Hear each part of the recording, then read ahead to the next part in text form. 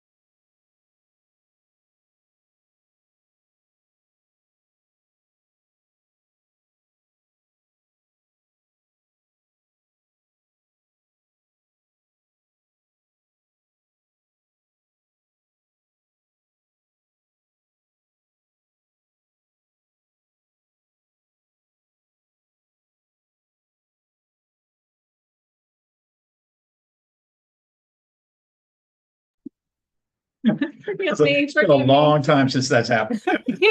Sorry. Okay. All right, welcome, everybody. I'd like to bring the board to open session. And we're starting with the best part, which is the Pledge of Allegiance. I do an introduction. What, right? He's ready. He's really good. Happy to introduce Liana Vega, our wonderful shining star from the Dolphin Pod to represent Santa Cruz Gardens tonight. A very special third grader who has always exemplified the SCG way in being safe, kind, and responsible, but also just someone we really hope to see graduate in all the character that she exudes. Every day she is just doing the right thing, whether someone's watching or not. And we just really want to honor how honest she is, what a great friend she is, how caring she is to others. And we're also just super thankful that her mom is here tonight, who also works in the And yeah, I mean, Santa Cruz Gardens, we really pride ourselves in our community and just the way how close we all are. And she's such a great person to represent Santa Cruz Gardens in the way of being caring and really working hard, a hard worker, and just a special person. So I know there's more to be said about them. I want to introduce you to Liana Vega and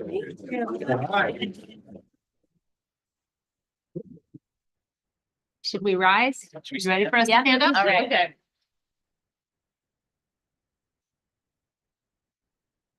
Ready, begin. I pledge allegiance to the flag of the United States of America and to the republic which it stands, one nation, under God, indivisible, with liberty and justice for all.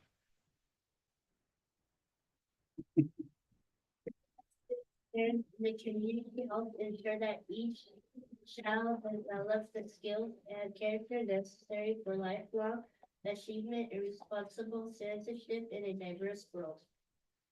All right. We have a special recognition award, Liana. And I will never be able to do as much justice to this as Carla just did introducing you. But I'll give it a shot. Liana Vega is an 8-year-old third grader and shining star of the Santa Cruz Gardens Dolphin Pod. We are so thankful to have her quiet leadership and exemplary student role modeling for her class and beyond. On campus, you can always find Liana helping a friend deepen her work or showing her class and peers the SCG way. Be safe, be kind, be responsible. Liana just had her birthday, August 2nd. Her mom, Stephanie, my mom, is an extraordinary leader at Santa Cruz Gardens as a parent and working in the front office. Along with her dad, Luis, and brother, Luisito, they are one-of-a-kind special SCG family. Liana loves to get tacos from Los Pericos restaurant in Aptos and getting mint chip or cookies and cream. That's my favorite. From Polar Bear. She always enjoys getting her fashion on at the mall in San Jose and playing softball on her team or soccer for fun with her brother. She also loves to go to the boardwalk. Her favorite subjects are writing and reading, and her favorite series is The Babysitters Club. Her favorite things about SCG are the garden spaces and the playground. When she grows up, Liana would like to be a doctor. If she could travel anywhere in the world, she would like to go to China because of the decorations and the food, or Hawaii because of the hotel and beaches. Me too. Liana and her family love Halloween and a good scare. This Halloween, she would like to dress up as the nun and for her mom to dress up as a pumpkin. We're going to be watching for that. Go, Liana. The sky is the limit, and you are amazing. Wow. It's okay with you. We'd love to ask you some questions. And if you wanted to come pick a prize, you would be welcome. Anyone want to start? Well, I had the wonderful opportunity to visit with Liana and sit down and chat, and boy, she box it up. But anyways, we had a great talk, and her story writing. She likes to write stories, so there's, you got some notepads right there. You write your thoughts down and write your short stories, and just ask away. I mean, she's got a lot going on. another softball player too. Yeah. And she's a catcher. Oh, here, I don't want to give away. We got a picture. All right, I'll hop in. I seized a quiet moment. Liana, first of all, you did an amazing job leading us in the pledge and in the mission statement. It sounds like you're a really confident speaker. Sounded great. So thank you for getting us started on that note. There's a lot to ask you about, but I'm going to just narrow down to one thing. I hear you like the garden and the outdoor spaces. What's your favorite area in the garden at school? Is there a particular plant that you like, or a tree, or a space there that you really enjoy? I like the library. Yeah. Okay. Thank you. Also, your shirt is super Yes. cool. Oh, you know, Now that you're I- closer to me, I see all these Why are you cats. wearing that shirt? Because you have, A cat. there we go. Aw, what's your And then I cat's noticed name? mom's bag, and I think I see a cat going on over there too. What is your cat's name? Her name is Rosie. Aw. That's a very sweet name. And so you just had a birthday. Did you do anything special for your birthday? What did you do? I went to San Jose.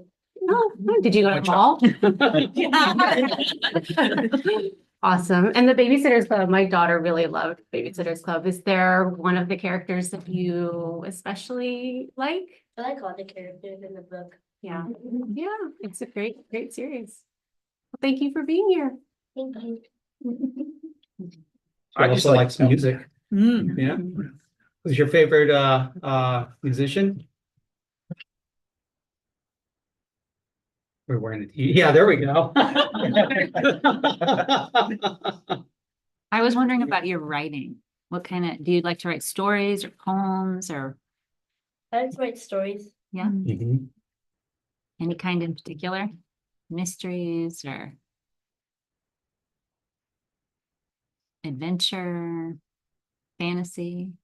I don't really know what stories I like to write. Good. It's just Well, you said that Being first thing that creative. comes to your mind, right? And you just start writing. Mm. Yeah, that's a good way to do it. yeah. Uh-huh. Right. Because if somebody asked me to, I would think about it, but in the moment, yeah, I would write.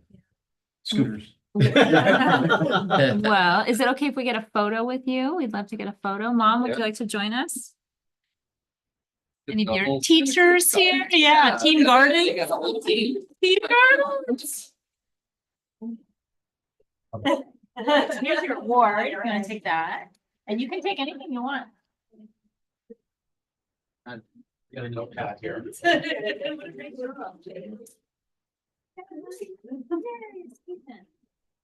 Good seeing you. Good, yeah.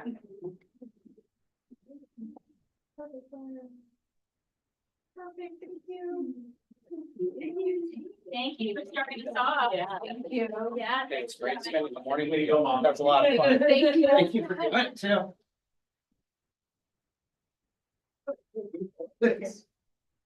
Thank you, Santa Cruz Gardens team. Yeah. Thank you. Thanks for coming. I like that, the dolphin. Dolphin Yeah. pond. That's it. Way better than like what would a group of gophers be called? I don't even know. How about crows? Yeah. Gophers. Pond is awesome. Eagles is cool. A soar of eagles. A charming of finches, Oh, that's right. a flamboyance of flamingos. You got it now. It's like one of my favorite things. All right, we love that part of the meeting, always the best part. Let's move on to item 3B. May I have an adoption of the agenda?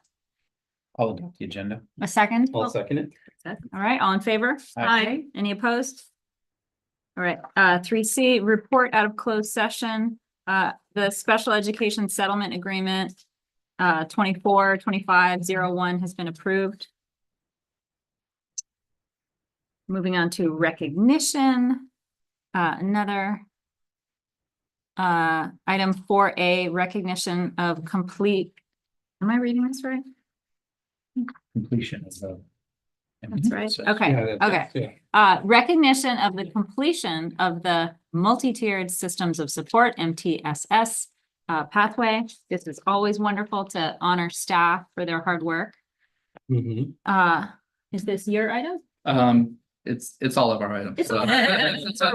Are we Yeah. saying anything Yeah, before we? well, we'll just say, you'll probably remember last year, we had another whole cohort that did this, and because we didn't want the learning to just end in 1 year, it was great that some other folks took the opportunity. It only strengthens our district and makes something like MTSS not just something we say kind of and put up on charts, but when it really lives and breathes with the individuals who work here, that's when it really takes hold. So some of the folks won't be here tonight, but we wanted to recognize them by name anyway. All right, so I'll start us off. Thanks to Jessica Laurie for completing the training and Ilana Lowe. Thank you to Desiree Method. And congratulations to Lisa Gamino and Lynn Macy. Excellent, also. Come on down. And hearty congratulations to Sienna Castillo and Julie Livingston. And I have the pleasure of congratulating Megan McGooden and Sarah Weber. All right, wonderful. I was just, Make sure they get their certificates. If you want to pass. I was it reading down. on the memo, it looks like it is 80 to 90 hours of engagement or beyond for this. Yeah. Yeah, Yes. It's a commitment. it's Yeah, really, Right. Uh-huh. yeah. thank you. Yeah, so thanks to all the staff. I mean, those hours, we see them in the classroom. So thank you for all that Oh, effort. yeah. Yeah. All right. Item 5A, public hearing regarding sufficiency of instructional material. Okay, well, thank you. This is an item that comes up every year at the beginning of the year, and it's attached to Ed Code 60119 and 6450, and they are the ways in which we receive funding for textbooks and materials for our school district. So we have to provide evidence that we have the sufficiency of the materials provided to our staff and students. We are starting the year with the sufficiency of materials available and no school board adopted materials or curriculum are missing from our classrooms at this time. And so I'd like to open the public hearing for the sufficiency of materials starting the school year 24-25. All right. Anyone in the audience want to make a comment on public materials? All right. Anything on email? Nope. All right. Okay, thank you. Guess we can close public hearing. All right. All right, thank you. Moving on to the consent agenda. Do we have a motion to adopt the consent agenda? I'll make the motion to adopt the consent agenda. All right, a second? I'll second the motion to adopt the consent agenda. All right. I'm so sorry. I don't think it really matters, but before we do that, I'm just noticing there's a difference in the dates for approving the minutes on the agenda versus in the packet. I'm just 6A. It says July 17th, but we're approving and adopting the minutes from August 21st, right? Thank you. For Okay. doing that. And Oh, good call. I think within the docket, we've got the Yeah. right Within the thing docket. here and it was all publicly available, but And just to Julie make knows. sure we are, okay. Yeah, on the docket, it says. Okay. Yeah, But we're doing the August 21st. right. Wonderful. Thank you for those detailed. I was Observations. Doing the back and forth. All right, Okay. so approving the consent agenda with that edit of August 21st. Do I have a second? I'll second. All right, all in favor? Okay. Any opposed? Do we have some resolutions in the consent agenda? Yeah. So We do. Yeah. Yes. So- Thank you. So this is a resolution vote to consider adopting in support of designating October as College and Career Awareness Week. I think we can do just Yeah, you one. can do roll one call big one for all the of the resolutions. consent. We don't have to do them separately. Oh, we can that's- Do them all together. Expeditious. That's a great word. That's a great word. I was just gonna say good. In order to honor all the resolutions, I would like to read them. So our next resolution is to celebrate September 17th as Constitution Day and Citizenship Day, and the resolution to celebrate the month of October as Lesbian, Gay, Bisexual, Transgender, and Queer History Month. Trustee Edmondson, Aye. trustee Dickinson, Aye. trustee Donnelly, Aye. trustee Jackson Miller. Aye. Trustee Gray. Aye. All right, consent agenda passes. Moving on to public communications. What about the Thomas bus? Where's that going? What's a Thomas bus? Like Thomas Tank Engine? Okay, no, just come on. Ted, Ted, I think you want to talk about the electric bus. Is that right? You're excited? All right, okay. Staying focused, back to public communications. So we have, I will read a little blurb, and we do have a public comment. So I'll just read this first before I call you up. Members of the audience are welcome to address the Board of Trustees during public communications regarding items not listed on this agenda. For items not on the agenda, we request that you fill out one form available at the sign-in register and submit it to our executive assistant and to the superintendent prior to the opening of the meeting. 3 minutes may be allowed to each speaker and a maximum of 20 minutes for each subject matter. The trustees cannot take action on these matters unless such matters are placed on future agenda on a future agenda according to law. Please address the board president. These proceedings are video recorded. And thank you so much for filling out this form. We have Casey, is it Reichel? Yeah. Okay, all right, from Santa Cruz Gardens. So please, we'd love to hear from you if you wanted to come up here. And we've got 3, yeah. Hi. Thanks for letting me come up here and ask some mainly questions, and then also just kind of trying to understand the current procedure for TK and how kids are registered. So my, I guess, confusion started when, we were told to submit paperwork to register our kids for TK. There's currently no documentation that says, it's either first come, first serve as far as submitting your paperwork if you're going to get the early or the late start time. We were also told that families with children already in the school would be given priority. So we're getting kind of mixed messages on what the policy is in regards to how your child is either determined to go into the early or the late start time. We've, voiced the concern that we just don't understand necessarily how this would work for any family, especially ones with 2 working parents. And that we're the only school in the district that has an early start time that doesn't offer morning care for children. Main Street Elementary being the other example that I was given that does offer the care. And we were told that there was a job application put out for someone to, fill that role at Santa Cruz Gardens, but then the budget was not approved to, support that. So I guess what we're really struggling with is one, how the process is supposed to happen as far as registration and priorities and all of that. And then really, what does the early and the late start time accomplish for either the school or for the children? Because what we're seeing with our son in particular is they start at 9:35, which is right at a recess or a break. So there's basically zero structure, in my opinion. The kids that come in at 8:30 or whatever, 8:15, they all line up. It's a nice walk into the classroom. They start their days. When I drop my son off, there's some kids running to the playground. There's some sitting down to eat. The teacher's out in the, out on the playground watching kids. There's no guidance on what he's supposed to do. And it's a very unorthodox way to start the day, in my opinion. So what we're trying to figure out is how can we get supported with this late start time? I mean, in my experience, most families have 2 working parents. And so I just don't understand how to accommodate that. We're looking at spending potentially $400 a month if we can even find someone to watch our son in the morning for an hour and a half.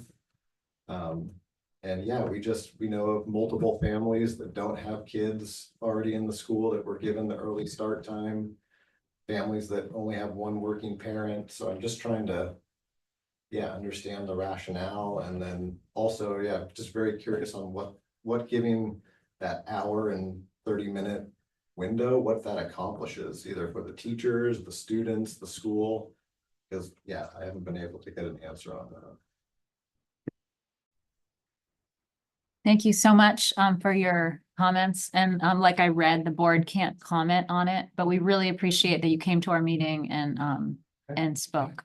Okay, great. And then so as far as you said that getting it on the docket for the next meeting, how does they either get some type of action item approved or denied? How does that work?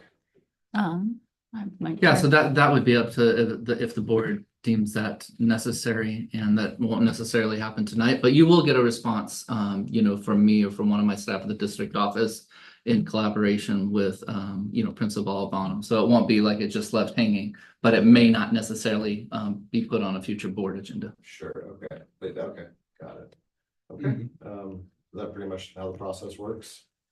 As far as I just voice my opinion and then that's it. Yeah, since it's not an agenda item, it's not a discussion. You make your comments. Okay, all right, thank you for your time. Thank you so much. Anyone else in the audience like to make a public comment? All right, anything on email? Nothing on email. All right.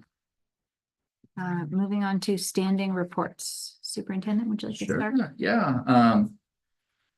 There's a few things that I want to mention, but I'm just going to mention them quick because some of them fall under, in this case, business services. So we're very excited about the SoCal Elementary Playground that came over and visited our little mini ribbon cutting today. And the kids are just having a ball, and it's a long time coming. That playground was really in need of an upgrade, and it looks great too. The colors that were chosen kind of blend right in with the redwoods right there and everything, so it really fits the school, and the teachers are really proud. They got a lot of input on it, so they're the ones that did the ribbon cutting, which was really cool. And the recess coaches, so the people are actually there working every day with the kids. So we thought that was really cool. Of course, we have our electric bus, which is so super exciting. Not only that we have a new bus, one new bus, two, it was free because of all the work done by our business services department, and three, it's good for the environment. You can't get much of a better triple win than that. Main Street Library is coming along. It's not quite ready yet, but there's carpet down now, right? Which is super exciting. So every day there's progress made on that, getting closer back to full. Back to school nights. Last week we had two. Tomorrow night we have our last back to school night of the season at Santa Cruz Gardens, and they've all just been great. Teachers are just so prepared, and it's a very welcoming atmosphere at all of our schools. And then I'd just like to give a few heads up on upcoming events, just to kind of have on your radar. And that is one for the county is the Latino Family Role Models Conference. That's at Cabrillo College on a Saturday, September 14th. And we're doing some work to have a group there that we kind of shepherd and remove some obstacles to go, but anybody can go to that event. And then our district will once again host a volunteer booth at the Capitola Art and Wine Festival on September 15th. And that's a great community event and a tradition that was started long before I came about volunteering in our community and helping out there. So, and we always make it a good time. At the next board meeting, just a little wet your whistle, we'll have an update on our facilities master plan, and, you know, and so we line up with the big election happening in November, and if we were fortunate enough to get that money, what are we going to do with it? We're going to have a very clear plan on how we would use those fundings. And then the last thing, just as something to have on your radar, is the Queer, Trans, and Allied Summit that will happen at Watsonville High School on September 28th. Again, we're going to kind of have a group that we shepherd and take with us to try to remove barriers, but anybody can go to that, and that's including all the way down to the event they call Glitter Kids for elementary age students. So it's a great event. We took a team last year, and we had a couple board members that went, and it's a great event, and really motivates and encourages inclusiveness. That's all for me. Great, thank you. Moving on to Assistant Superintendent. All right, wonderful. Well, Scott mentioned a few of the heavy hitters, some of the great ones we're looking forward to, especially some of the community events for our students. I want to just kind of double down on the great back to school nights. The three that we've gone to so far have been super outstanding, and it's great to see so many families out visiting them. I have continued my weekly site visits with each school, and it's great to be on campuses, out on the yard, in the classrooms. I got to see the first PBIS assembly for Main Street last Friday. And Mr. Broadhurst came in full form and just really rallying the crowd. It was a wonderful event to participate in. We are working on the processes for messaging parents about our new independence study kind of process based on the Senate bill that passed. It gives us a lot more flexibility and it'll bring more funding into our district and it provides families some other options. So we're really excited about getting the messaging out to our families about how to do that. Today I attended an AXA virtual legislative update. And Henry Stern was the speaker. Senator Henry Stern is really kind of based in the Southern California area of our region. But he talked about two really important things. One was the social media restrictions, kind of based on the Surgeon General's report of the social and mental risks of our youth. And then the other one he talked about that I had not heard about, and this is about it's Senate Bill 515. And it's about shade construction and how to eliminate some of the barriers, how to streamline the processes, and how to reduce the costs so that our school campuses and their outdoor spaces can have more access to shade structures and shade features that might be naturally grown shade features like trees and things like that. So that was really great to hear about. And then just the last thing on August 23rd, we had our first grade level collaboration district wide. So all of the teachers in grade K were together, all the teachers in grade 1 were together across the district. And then they made plans for the entire year of ongoing teamwork as a grade level with their interests. So they were kind of saying like, based on our grade level, this is where we want to meet, this is when we want to meet, this is how we want to facilitate our meetings, and this is what we want to talk about. And that's why it's important. So that was really exciting too. So that's it for me. Right. Okay, well, Scott stole my thunder. All right. Couldn't resist. I'm just Maybe kidding. she'll take you first next time. I'm just kidding, it's fine. So yes, we're really excited about the electric bus. It was so nice to see it being delivered. We're all out there. Sandy Wallace, it was perfect timing. Happened to be driving by as they're taking it up the flatbed. Not for sure that one was being hauled away or towed away. Yeah, that's That what was a she new said. one. Yeah, that's so good. Yeah, yeah. We're Repossessed. Sorry. And we're actually looking into seeing if there's possibly another grant out there that would help us to get a second one. So fingers crossed, there's no promises, but that's something that we're actively looking for right now.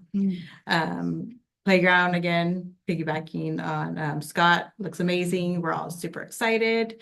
Got to see the kids playing on it today as well as Ted. And everyone was having fun. It's fun for all ages. So we have temporary library will be going up at Main Street next week.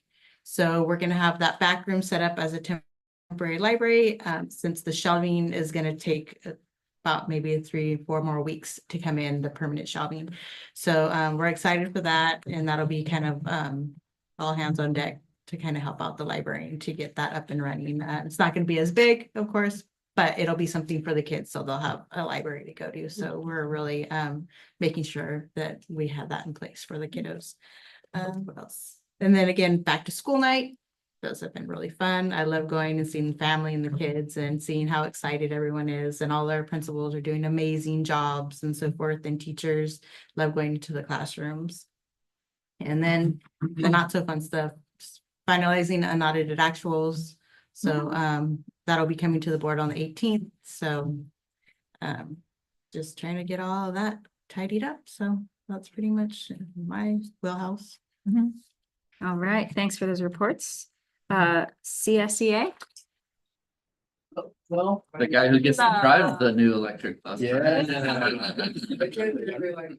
Couple days. Yeah. Just to get familiar with it. It is a little different because I would never hit anything, but if I ever was to ding anything on the bus I drive now, no one would know. Like trains of housing coming out. So. Go fast because, speed limit is 25 miles per hour. State of California, we didn't know that. Unless posted differently, but So I haven't been able to like rub it up. Yeah. So it's nice. Road trip. It's nice. Yes. Nice. Just getting back, Enrique Domo Jr., CSEA Chapter 38 Union President. Luckily, I don't have anything to report, which is good. So, everything seems to be moving well. School's going good. I feel like this is one of the best years. There hasn't been any issues, but maybe I'm out of the loop. But as far as I can see, there hasn't been any issues. I do want to get some meetings at least once a month hooked up with you, so me and Lynn can come and talk to you. It's on our It is, but I never show up.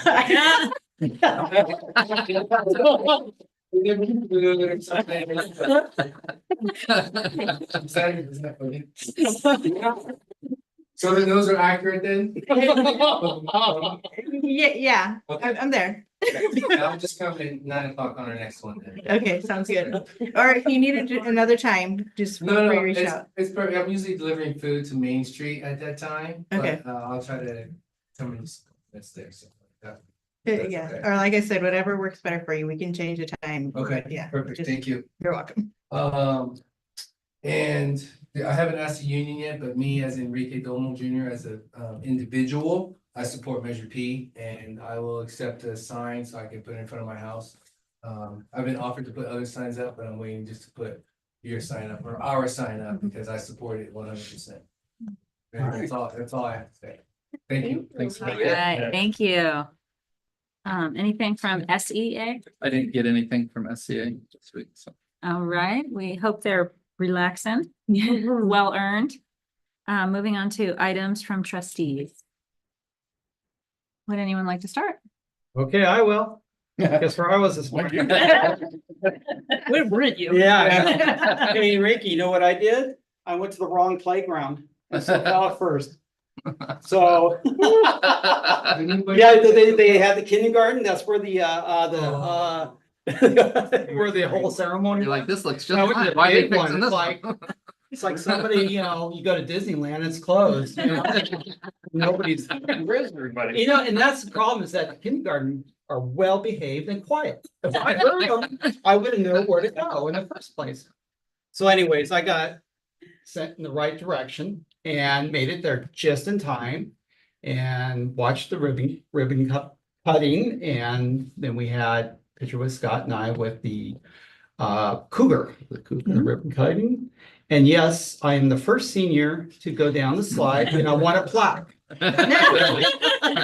Right next to the World War I veterans. But it was a lot of fun. You get injured, you're not allowed to. I know, it's like, yeah, the step, they go down, is that workman's comp? Yeah, that's a whole nother thing. And also, after that, another awesome morning, I met with our pledge leader. Now, we sat in the garden. And it's a really nice seating area. I'm surprised she didn't mention it. I mean, she's very to the point. Yes. Yes, but very to the point. Mhm. So we sat there because I think that was her favorite spot. It was right there in the garden, which is nice. We sat in a circle and we had a great discussion. And she talked about her writing and softball and, talked a little bit more, but it was a great morning. And I think that's about it. Yeah, thanks for coming along. And Yeah. offer that to any board member, if you ever have time in your schedule, we'd love to. we'd Yeah, love to yeah, Schedule this is those. great. Yes, Yeah. yeah. It's a lot of fun because get to know them on a different level. See what all this work is People look about, at, Yeah. The next trip. Yeah, there we go. Other reports from trustees? Man, I wish I could. I wish I could go to the ribbon cutting and go on the slide. Like my day job gets in the way of some of the fun parts, but I'm so glad you get to do it. I really am. And someday.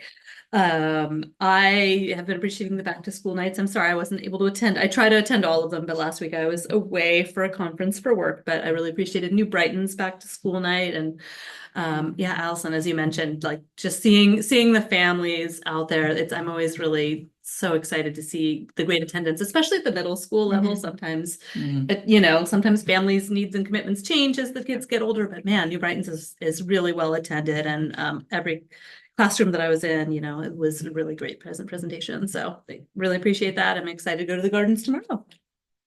That's it for me.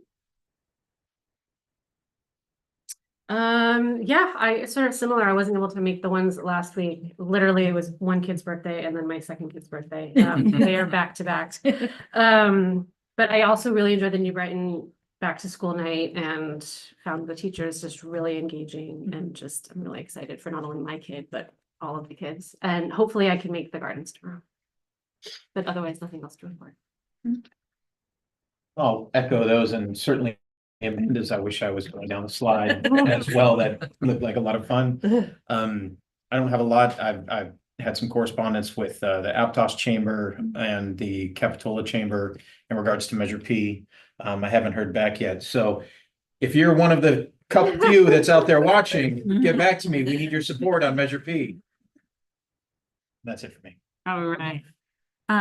So I've loved the back to school nights. I always try to make it to all of them if possible. But so I went to Main Street, saw the fun there. SoCal Elementary, their new mural is amazing. I love their new mural. And then also New Brighton, got to twirl around that. There's a lot of participation, which was really awesome. The Fun Fest at Main Street School, which was just bigger than I'd ever seen it. They had a lot of food trucks and good activities, bouncy houses. Oh, and this was new. I loved this. It was the No Cry Cakewalk. If you could buy a ticket where your kid would win. And you know what? Having had my kid come, just tearful that he didn't win the cakewalk, I went for that one. And then Fantastic. it is. I thought, way to go, Foms. And then also the bond. I'm so excited for our bond. I've been reaching out to endorsers, reached out to Panetta's office, the high school principals, different family, home and school clubs, just trying to get our endorsement for our fabulous bond that's coming up. All right, and I think that wraps it all up. Moving on to presentations, information, and discussion. Discussion of the Board of Trustees Handbook, first reading. Awesome. So this is a great tool that's been in place for quite some time now. And I think it's great to just really have something to anchor the board's work in, and say this is what we believe in when we're making difficult decisions or engaged in discussions. This is how we believe in doing it. And I really appreciate that every year it gets to the ringer, right? Like this is not something that was created 10 years ago and just is lying dormant. Every year it gets taken to the ringer and asked, is this really how we feel? Do we want to add anything? Do we want to revise anything? Just as a quick summary, some of the topics covered are the unity of purpose that an effective board has, roles of governance, governance leadership culture, structure and process to support effective governance, and then some appendixes that support all that work. So we do a first reading. Of course, everything, before the second reading will be updated, such as the names of the board members being updated to reflect the current board and everything. All of those kind of boilerplate items will be updated. Tonight, the idea is to see what of the content, if any, the board wishes to add, subtract, or revise.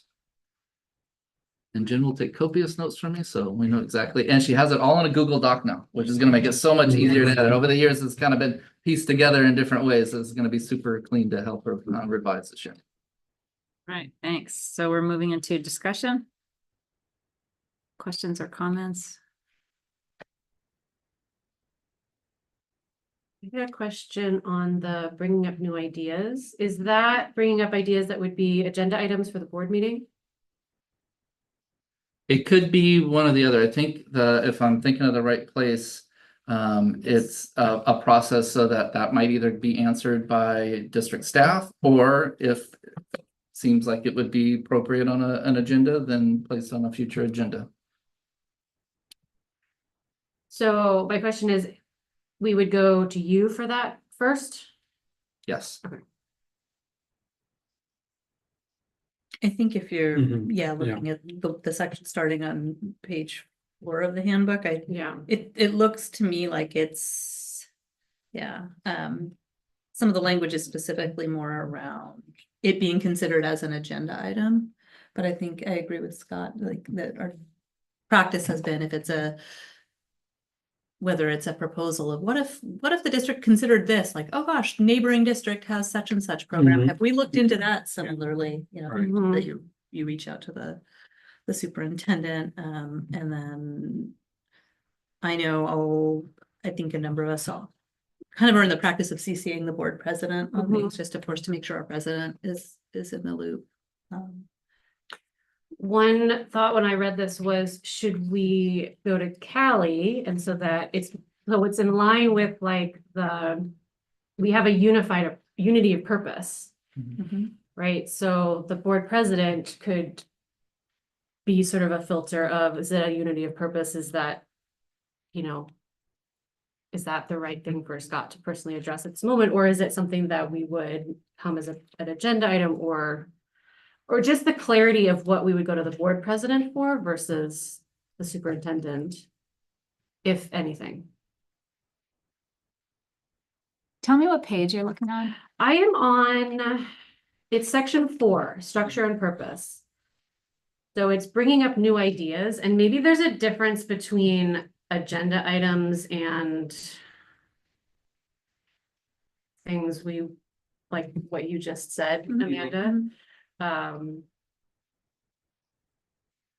So, in practice and in writing, there's regularly a collaboration with board president and superintendent.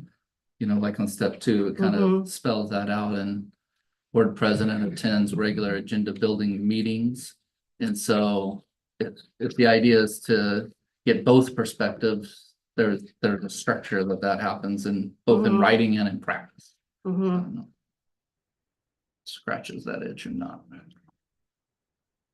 I know what you're talking about, though. When I was new, I didn't exactly know what kind of ideas I would be bringing up. What, if the, you know, because, you know, we learn about the governance, that some things are just within the district and the superintendent's purview, and then the things above the circle, remember, are more board. So like, what are those things? Yeah.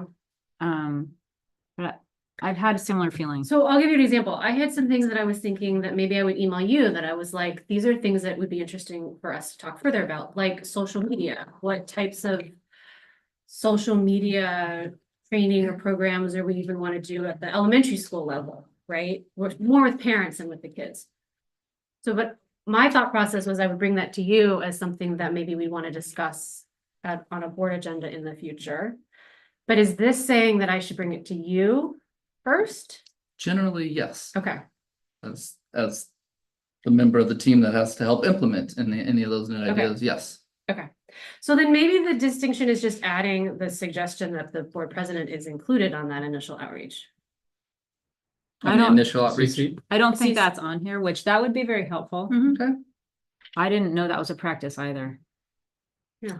Well, the practice is, like, if it's ever going to be an agenda item, that next steps is the board president and superintendent shall decide whether a request is within the jurisdiction of the board. So it's kind of like the next part of the flow chart down. But what I hear in that step 1 is that you want to get in writing, the request shall be submitted in writing to the superintendent and board president.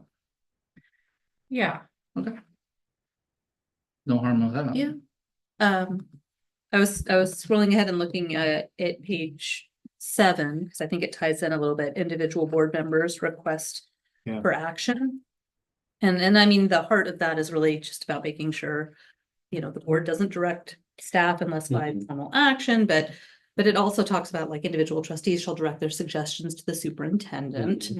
And I think it's, you know, I always found it helpful when I was president and then not as president to loop the board president in on any communication with the superintendent. And in my perspective, I think that's fair to the superintendent as well as board president. Not that any of us would ever do this, but when I was president, if there were ever a situation where maybe a particular trustee was really like sending, you know, every day a new idea to the superintendent or something like that, you know, like to the point where, oh, maybe I would want to check in with that person and just talk about, you know, need to know something for our action that we're taking versus your desire, you know, like sometimes there's that balance and part of the That's president's exactly role is, where I was going with Yeah, that, is yeah. so that and maybe that's not needed, or part of how this board wants to operate, but that is there some way that the president kind of funnels to make sure that the unity of the board is being represented in any individual trustees question or topic? Well, I don't want to monopolize it all, so, but here I go. I mean, I say the unity of purpose in kind of like the heart of why we're all here. Mhm. You know, the general idea that we're putting students first, that we don't each have a particular agenda or cause, although we each, you know, were elected or, you know, by a certain trustee area, we work for the betterment of everyone in the district, et cetera. So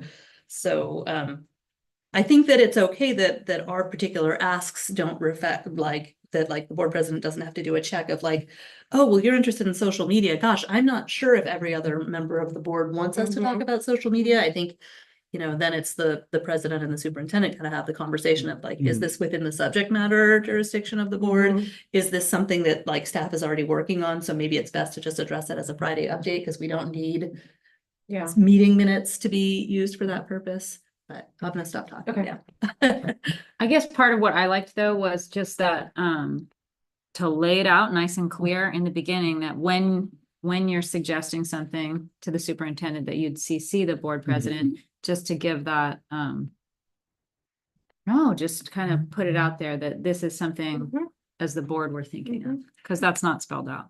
I don't know if that's, I'm just saying, I don't know if that's necessary. If you like, I don't want to have to be, so I have to loop in the president of the board. If I have a question for Scott, sometimes it's not for public's consumption. And I just want to ask Scott, and I've done this a number of times. I've asked Scott a bunch of things, you know, that, you know, are just things that I don't think anybody else needs to know.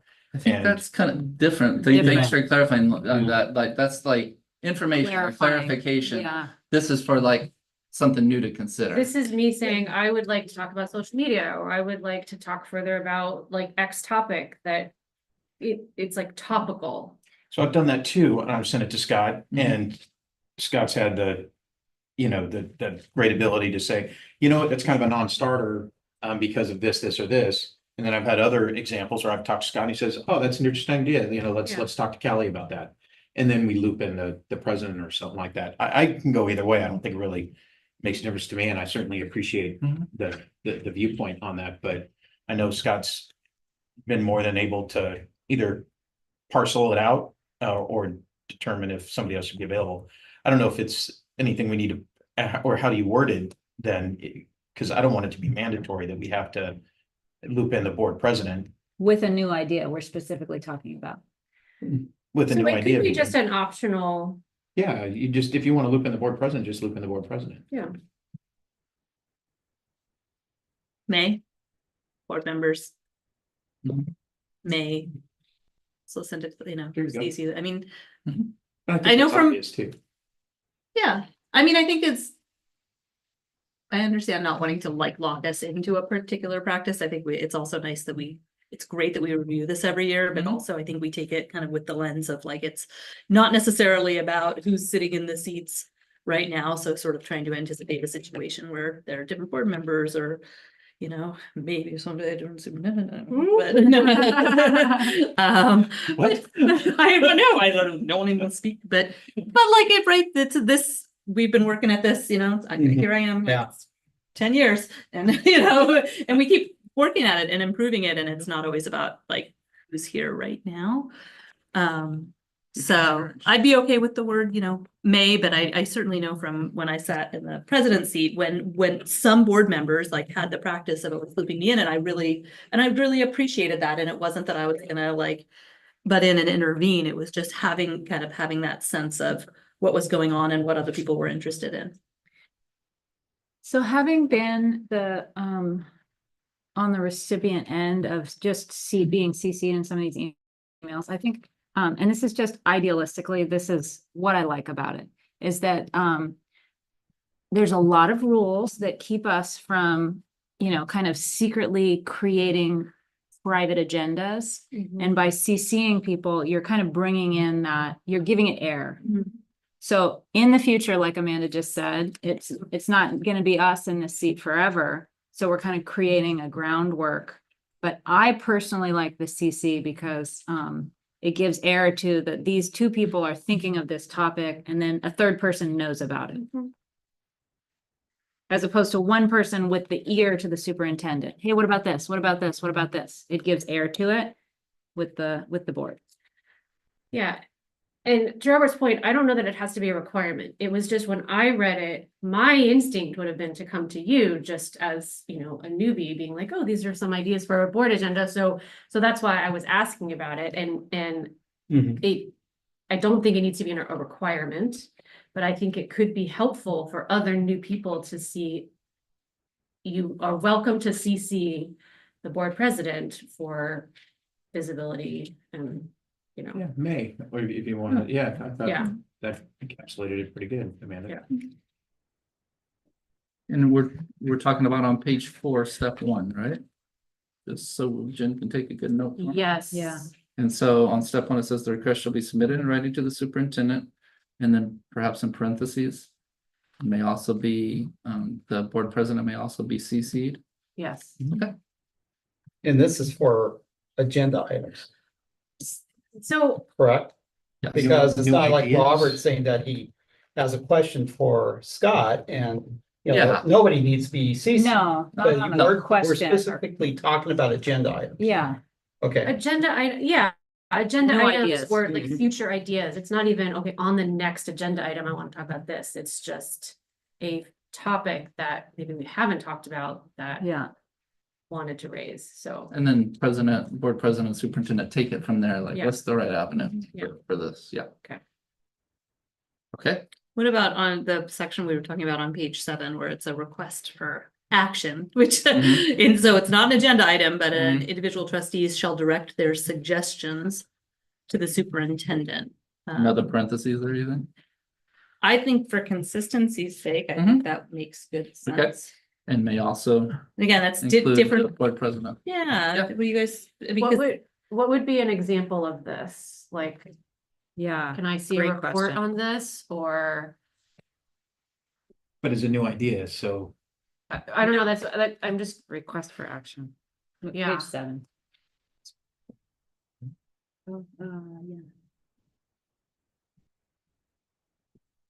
Yeah. yeah, gosh, I'd like to see a summary or get an idea of what each school does, you know, for a social media policy or something like that.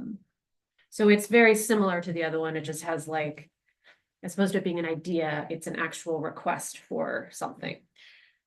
but also The that's- request that action be taken as opposed to like answering my question, like Yeah, but action taken. Because if I ask Scott for something, Scott will just email me the information. It doesn't necessarily be in a board meeting setting. You know what I mean? And I hear what you're saying, and that's why Mhm. perfect idea is to have what's an example of Mm-hmm. this. Because just to say, can I get a report or something like that, Scott will just give me a report. Yeah, it's interesting. Thanks for that clarification, right? Because if it's something simple, like something that exists and it's just information, yeah, of course, right? Like it's just a matter of getting that resource, right? I think this, okay, so there are other boards, thankfully not you. But there have been boards known to kind of take this role differently, like they're implementing things in the district. And so like, hey, superintendent, go do this new thing, and this new thing with your team, right? And there's some safeguards in there, right? That's not the way it's Yeah. supposed to work. So to like be assigning tasks versus bringing up topics to discuss. But so then what is this talking about? So like if there's a request for action, like it says that, you know, the individual board members can't just call up and say like, you know, we want all these new reports run. But that's not the way that things flow. Like you would bring that up as a topic. Is that something? Or like, it would be if one of us emailed you to be like, I've noticed there aren't enough, you know, yard duties. You should hire 5 more yard duties. Like that would be a direct request for action that is getting into the operations that. I want PE first. I don't want math first. You know, I mean, something. Yeah. Yeah, That's, we have no, that's, you know. right. I think we don't understand it because we wouldn't do it. Right. Yeah, right. That is- We're all having trouble, like, Yeah. what's an example Yeah. of this? Like, how would you take advantage of the system? I think there are some school districts yeah. where a person might say, you know, gosh, I read this article in a newspaper about a certain type of book in school libraries, and I'm really concerned about it. So I want to report on all the books in all of our libraries, and I want the librarians to remove books that are about turtles, you know, and like, Mhm. Yeah. we don't do something like that. And if we ever thought we were potentially doing something like that, only speak directly to the superintendent, never Yeah. go directly to the librarian or other staff member, and Don't get into It's- the weeds. Can we just? Yeah, yeah. Get into that? Yeah. You know, a good example maybe was career education, right? Like Mhm. that wasn't, that was a topic at CSBA that at least a couple of board members saw. It was talked about, and you know, we've talked about that in this setting. But it wasn't kind of done as thou shalt. Like I want this program, and this program by, you know, next week. So I think it's just trying to safeguard that there's a process that these things go through, and it's not really an individual board member's place to dictate, you know, projects for staff to do. But you can certainly ask the question, like, yeah. I would have no problem asking Scott, what books are in our libraries and are these particular books in our libraries? I think if we're not doing our job. You know, we absolutely should know what's going on and what reading materials our kids have access to, especially with the political climate out there today. I think if we wanted a change made based on the information Scott gave us, then we would say, please loop in Callie, let's have a board conversation about it and maybe have a discussion about it. Nobody would say, Scott, remove those books, you know, I think we would, you know. Yeah, although I think that if any one of us were asking the superintendent, and I'm not the superintendent, so, but if any one of us were asking the superintendent for some kind of report or some kind of like action to be taken that's gonna take up like considerable staff time or superintendent time, it's beyond just like something Scott, you know, gathers quickly within the normal course of business. I think that's something where you do really think about looping in your board president, like, because no single board member should like Yeah. assign a project to the superintendent. That's to me what that's really getting Yeah. at. Safeguarding that, because there have been board members that have known to do that. They look at the role differently. They look at like that they're dictating what gets done, not part of a board that discusses. A task versus information. Yeah. You know, you can certainly ask Good for information. clarification. Absolutely. You know, I've asked Yeah. for information Yeah. 100 No, times. you're doing your job. Good That's good. clarification, Yeah. right? great You clarification. know, but I never say, Scott, because of the information you gave me, do this. Yeah. So we'll add parentheses on that one too. Yeah, I don't think there's any harm in saying you may No, loop in that's the. great. I mean, we always discuss, the Yeah. history here is in practice to always discuss with board presidents, so it's just putting into writing. Maybe it's just my brain, but is the individual board members' request for action, is it maybe not really a request for action? Is it more for the superintendent, the individual board member request to the superintendent? Because that's really, it gives this idea that the board member is requesting action, but really it's always headed to the superintendent. And then this is how these are the things you don't ask for. These are the things you keep in mind as you're talking to the superintendent. I hear what you're saying. I think it's almost there, like, to say, like, if that, you know, strikes an individual board member to proceed in that way, like, here's the language that kind of governs that. So, but yeah, I hear what you're saying is like, that's not really, just if you What just it read is. this part, that's Yeah. not really what we do, right? Right. But it's kind of intended to say like here is, you have an avenue to suggest things. It's just not dictating directly to staff. Maybe giving direction, is that a clearer way of saying it, or do you think? So are we fixing something that's not broken? I don't know. I mean, That's what we do with the handbook. Yeah. we're having That's how we roll. We just gone in circles for like 20 minutes, so we're absolutely nothing. Yeah, And I just it's a fine line though, because thinking about the idea, like when there's a future generation of people here, like, will they have a good feel for the practice if they just read this, you know? So I think that's. Well, I have a follow-up question. So this is reviewed every year? Yeah. So I think we understand it now. Yeah. And we're all good for another 2 years. we're good for another 2 years. And most of you guys 4 years. Yeah. So So yeah, so that's my point. So maybe we're fine. And now, I mean, you're getting some time on the board now, so you kind of reviewed this and see like when that opportunity comes up and you want to put something on the table, whether it all makes sense to you in practice. Yeah. But we have two places to add the parentheses that may include board president. Part of the reason why is I also want to like give you the opportunity, if you have a board member who is just bombarding you, it's clear that you have this ally in the board president to help you like redirect that. Thank you. I think it's just healthy, right? Like, I mean, Yeah. you know, the fact that our district has a common practice of board presidents involved in agenda planning is just, it just helps in the spirit of no surprises all the way around. So yeah, I agree. I don't think the board president should do any extra work. You thinking about how close you're getting? I'm very concerned about that. All right, so did we wrap that up? Do we feel good about it? Yeah. Okay, all right. So that is a discussion item. So we discussed. Yep. We'll put those two quick changes and then all the other stuff and bring it back for second reading. That was the shortest discussion we've ever had on this item. I'll say that for the record. Because it gets better every year, right? You're right, everything in one sentence. Yeah. All right, moving on to 9B, discussion of the LCAP updates. Okay, well, today's LCAP update really is just a discussion item with a presentation via slideshow regarding an overview of summer school this past summer. And so at this time, I would like to invite our amazing partner, Caitlin Williams, up. Do you want to come on in? You don't have to. She's shy. She. Did you go down the slide today? Today, but most days I go down the slide. Sweet. So if you don't know Caitlin Williams, she is a wonderful member of our student services team, and she is awesome at the job that she has every day. And that is really supporting our students with behavior and supporting our adults, supporting students with behavior, which I saw her doing today when I was at one of our school sites, and she was an ace. She's also a wonderful asset to our team because she was our summer lead this past year.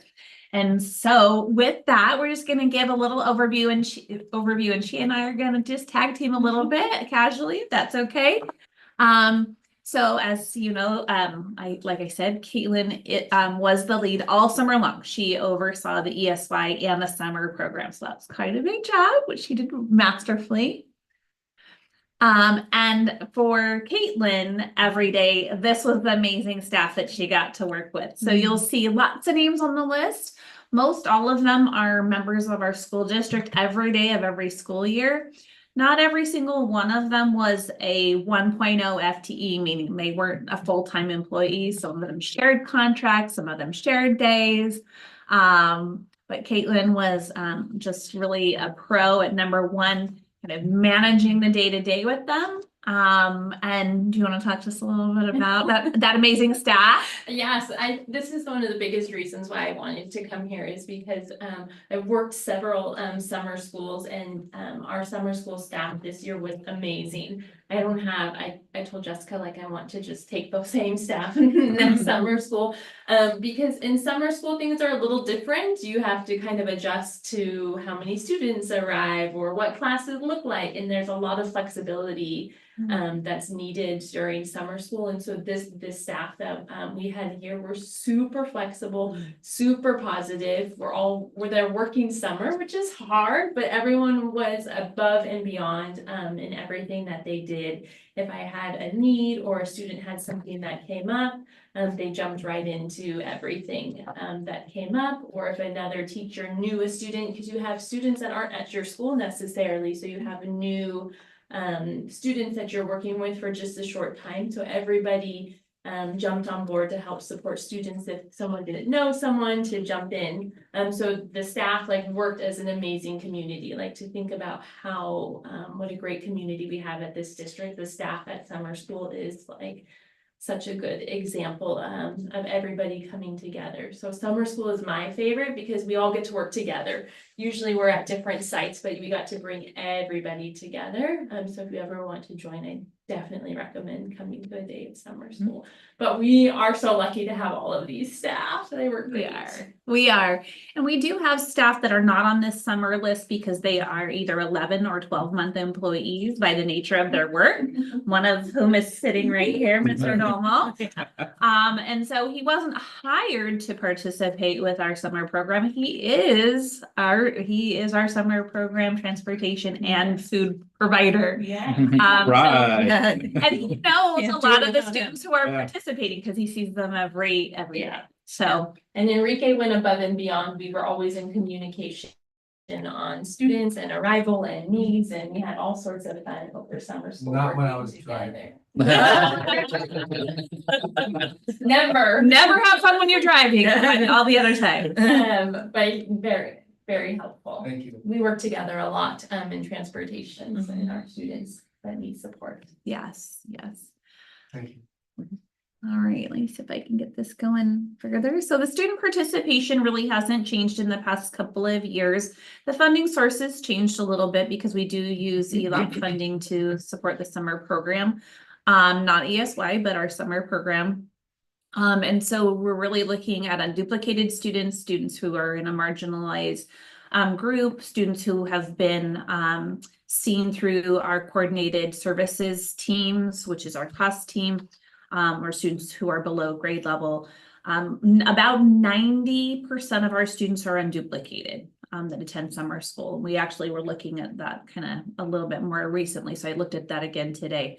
And that's really where our funding comes from for the summer program. And then ESY students are recommended by their case manager of, need to participate in summer school so that they don't lose skills that they've gained during the school year. So how many students regularly participated? We had about 200 students that were recommended, and we had about 119 that were daily participants. So that's a really good number when you think about, all the other things that students can be doing during the summer. Sometimes going to school is not the one that they choose. Capitol has lots of great offerings. And lots of our families do fun things, and we've got a beach right here. So to get kids to come every day, that was a really big thing for us. And then with our ESY program, we served 17 students. And I think it should be noted that the students were not just students in our district. We actually partnered with another district that doesn't offer extended school year programs because they just don't have the staffing for it. And so we work as partners with them so that we can offer their students a place to be during the summer.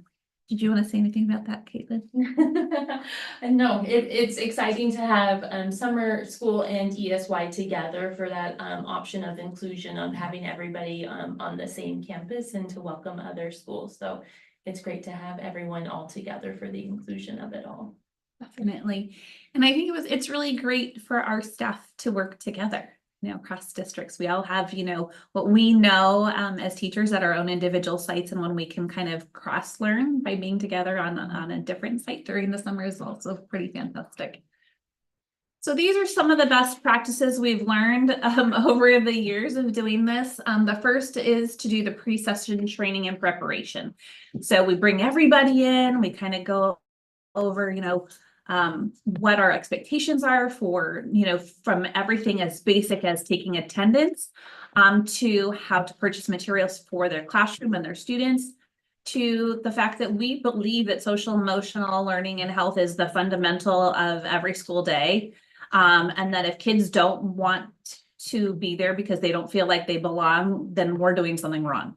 And so we really go through those pre-session training days seriously. I started them, Caitlin finished them up, and I think between the two of us, I think we did a pretty good job. We have a site lead that's been established. I think that I wouldn't change the selection of Caitlin this past year. She was a rock star. You can bow like anytime. The host school was Main Street School. The host school has been Main Street School for a couple of years, and that's mostly because of our facilities planning and some of the other things that have been happening. But we'll look at that again this year to make sure that we find the right place. Single session was offered. Some years we've done multiple sessions. This year we had one session, and it went started in May, ended in June. Mainstreaming opportunities and inclusive opportunities like Caitlin talked about are possible when we have both programs on the same site. And you can kind of speak to how that looks like on a daily basis. Like, what does that look like? So the board would know. Like our students who are in the ESY program, they have, those mainstreaming opportunities throughout the school year. And so to be able to continue that, means that they get to, have recess with their same aged peers. They get to attend like the little, things that we had on Fridays where everybody dressed up together and they get to be included with their same age peers and things, or they can push into, at first, say they're in first grade, they can push into a first grade class for math. And so they have that opportunity to continue all of those, opportunities that they have during the school year to be with their friends and their peers. We love that. Yes. Small class sizes, we try to keep the class sizes smaller than the typical year, so we can really do some more focused instruction with students.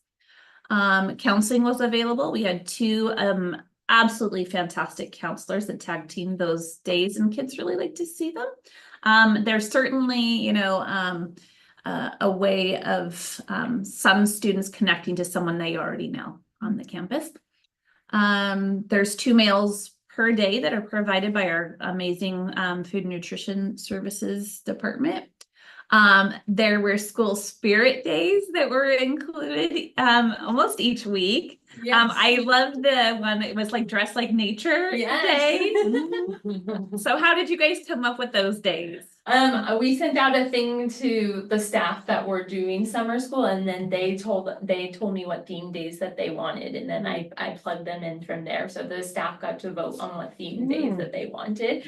So we did a country western day, a dress in rainbow color day, and dress like nature day, which is a theme that I hadn't done before, but it was fun. So people could dress as trees. Or if they didn't want to go all out, could just wear like a shirt with a tree or leaves or something nature-like. So it was fun. That was a new one I haven't done, but it was a hit. Yeah, I love that one. Anybody can do that one. Let's see. So the Caitlin sent out regular family communications. I think that's something that's really critical, and then that's been a change over the past couple of years that we really have liked to see. There were pre and post student surveys at different levels. Certainly, you know, there's some that are like emoji based, you know, and then some that are just a little bit more open-ended. That's always good for us. Field day culminates the session, so it's kind of like a big celebration at the end, and lots of activity. And then, of course, the SEL foundations are kind of that underpinning of all of the work that we do during the summer. The engagement. So there was a lot that was going on. I visited classrooms. Caitlin visited classrooms. I know Scott and Allison were able to visit classrooms. There was embedded science, embedded math. I was in one of the classrooms, I think it was the 5th grade classroom on the first day, and the kids were getting into writing mechanics. And I was like, whoa, let's just like take a picture of this. Because the students were totally engaged in like this teacher's engagement of writing with them on the very first day. So there wasn't, you know, it wasn't just spending time at school in a classroom, it was spending meaningful time in a classroom. And there was lots of physical fitness, lots of mindfulness. I saw yoga a couple of times, at least a couple of times, with some visualizations happening. I saw some meditation recently in a first grade class. Does not have to do with summer school, but I saw meditation being done in a first grade classroom. And I tell you, every one of those children was like completely relaxed, and I was ready to take a nap. It was fantastic. And then of course the socialization and inclusion. Just some of the outcomes. The students and staff increased connections. I think from across the district, we found staff that had never worked together, found new friends to work with, and we found the same to be true for some of our students. Unduplicated students were served first. Students were afforded a physically and emotionally safe environment. I will say there was one hiccup in the media center at Main Street during the summer program, and that was the water issue. And it did not faze the kids, did not touch the kids. Everybody was so professional that they would not have known what was happening. It was amazing. The students built new skills in academic areas. And they ate each day. And the students had a lot of voice in what happened. I think I missed this part of the slide, the little bubble over this character's crew. head. Yeah, I was wondering about And it. Yeah, coffee crew I sounds think great. Caitlin wants to just talk about what that is. That's my favorite thing in the world. Yeah. So we had, our SDC middle school class ran a coffee cup crew. Oh. And so it's bringing together, a lot of the skills that they're working on, which is like socialization, math and money management, working on how to communicate with people you don't know using an Wow. Excel spreadsheet. So how it worked is, staff would put in their coffee orders into an Excel spreadsheet. And then our middle school class would make the coffee and tea orders and then deliver them to the staff as it meets all sorts of things, their socialization, their math skills, their organization, bringing the community together. So they would take a little cart with their orders on it and then deliver and then have the money exchanged Wow. with the staff at the door of the classrooms that they went to. How It's real my world. favorite Great. cool Yeah. thing and so many skills in one. So I'm hoping that we can really do cool. it in another next summer. So that was super exciting to see take off. Mhm. We had a lot of different things like that, like the same class did an egg drop. And they invited the whole school to come out for it. And it was really cool to see the little kids do the science experiments with the older kids, and the older kids like feeling super proud of themselves and their egg drops and like presenting it to the little kids, which sometimes we don't get that when we're separated. So it was a really cool experience for them, and to talk about why the egg cracked, why the egg didn't crack. So having those little nuggets throughout summer school was super exciting for everybody. Thank you. Any questions from the board? Was the coffee crew like, they go to Starbucks and get coffee, or does it go to the like, office and make coffee? from there? So we set them up in their classroom with like a coffee maker, and they Okay. would make coffee on that and then have their tea and everything and the cups and stuff. I got them all set up, and they would make it in their classroom, and then people would put like how many creams they want, and so they would pour the cream for them and take it to them. Very Yeah, so they also learn barista skills. Oh, And I think come in yeah. handy, and their parents really appreciate Yeah. that. How about on the Excel spreadsheet, the cost and then overhead?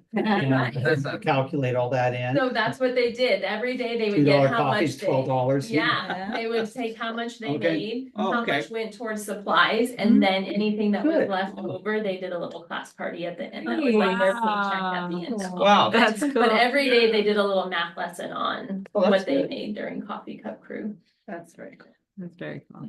Next year you go, wow, we should charge more. That's what. That's dollar a cup. Oh, man. I'm like, sign me up every day. Yeah. Do they do board meetings? Right?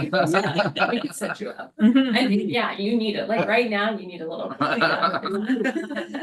I love how fun it was, I mean, that's clearly being demonstrated, not just by the presentation, but everyone's excited about this, and we're not gonna get kids to summer school, and staff too, if it isn't fun. So I Yes. so appreciate that. Mhm. And I'm really curious if the students themselves had some thoughts and suggestions for next year, things they want to see coming back, or things that they might want to have changed.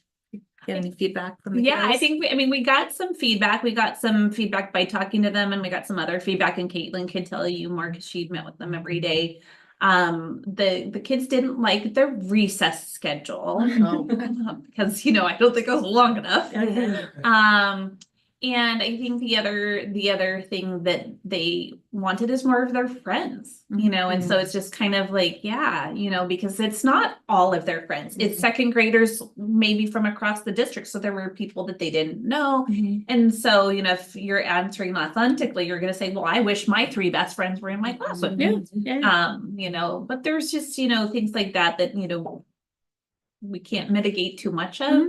I think one of the things that they did really like is they liked meeting new friends, where they were nervous at the beginning and then they felt better as like, you know, the second week and third week went on. And then by the fourth week, they're like done. You know, and they're like, where's my friend gonna go? You know, so there's just like those kinds of things mostly. Makes sense. Yeah, I think that they were missing their friends or other things that might happen, but I think by the end they were excited to all be there. We did a little drawing where they could earn tickets throughout the week, like the school sites do, the PBIS school sites do. So that was exciting for them to have, and we did a drawing every Friday for things that they won, so they all wanted more tickets. So that was something I was like, next year we have to do the tickets, and our staff got super competitive because I did whoever gave out the most tickets, they got a reinforcement. The staff were reinforced from me bringing their favorite drink to them. Oh. And I told them I wouldn't be a behaviorist if like reinforcement wasn't something that I did everywhere. So they were in competition of who could like give out those tickets as positive reinforcement, and they got super competitive of who had the most tickets given out. So that was super fun, and the students liked that, where they could all do that together. Yeah, I don't think they like being there early in the morning on summer vacation, but they had fun. Did you all do like a graduation or promotion? It was just the field day, just the field day at the end, which is just, you know, like a typical field day at a school, but no culminations or anything like that. I would say, you know, just kind of thinking about the kids and how they've developed skills over the summer. Just, you know, kind of one of the things I'm thinking about is, you know, really kind of reinforcing and rewarding some of the progress that they make during that time, because they really do build skills during that time. And it would be nice to think of a way to kind of leverage that differently, but. And I think that middle school is the hardest kids to like keep coming consistently. So that would be somewhere that I would want to like look into next year of like, how do we keep middle schoolers to come? They kind of faded a little further into the summer because as a middle schooler, you don't want to be in school during summer. So I think for me, that's the biggest change that I saw was kind of how can we keep middle school engaged in attending more summer school to learn those and maintain those skills. Great. All right. Wonderful. Thank you so much for that. Very exciting. It's a rest tonight. Yeah. Kids, including a baby. So Oh my goodness. Thank you for sticking with us. Thank you. Thanks, thanks for that presentation.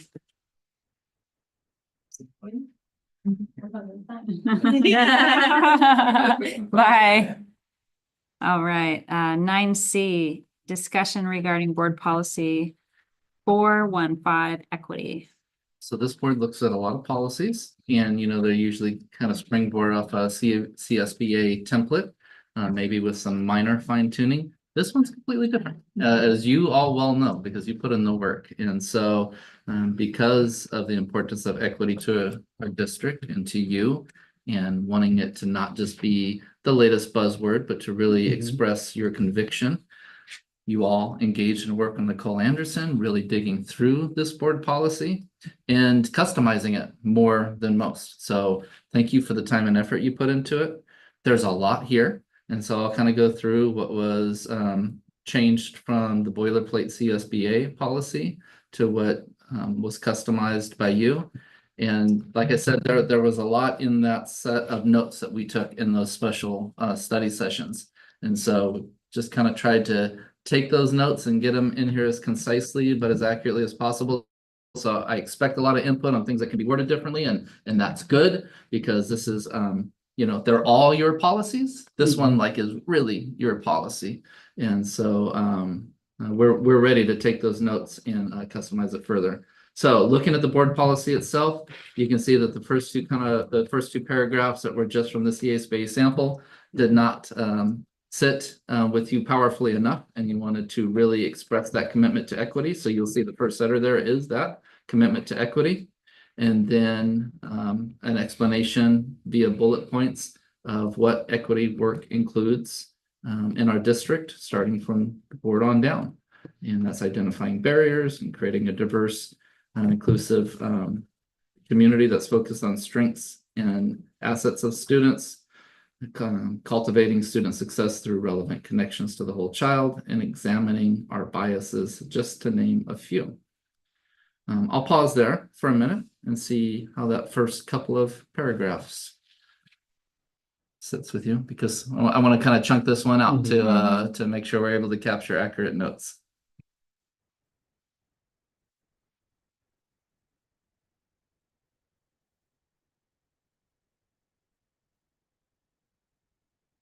I think if any of the sections we maybe so far spent the most time at Yeah. this beginning, Yeah, because it so- was the beginning. So it's already, So yeah. I Closer feel, to probably being wrong. I feel good about this because Okay. I think, me personally, I think Yep. we've discussed it many times over the last couple of years, so Makes I sense like to it me. personally.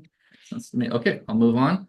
The next section, you'll notice some repeating language, but it kind of got to that point. There's always a tipping point when you do these. It's like we changed it to bullet statements, and we changed some of the wording so to like cross out and put a bullet, and then it just was easier to cross out that that next paragraph and then reformat it in the bullets kind of format. So this is on equitable decision making is the header here. And so this describes, and I'll just kind of paraphrase, I won't read word for word, but that the board will make decisions with deliberate awareness of impediments to learning faced by multiple groups. And you all worked really hard to be intentional about those groups. And that while, some of our focus, like with the Racial Justice Task Force, was on race, that's not the only groups that have been historically marginalized. And you'll see that captured there and the rest of the language.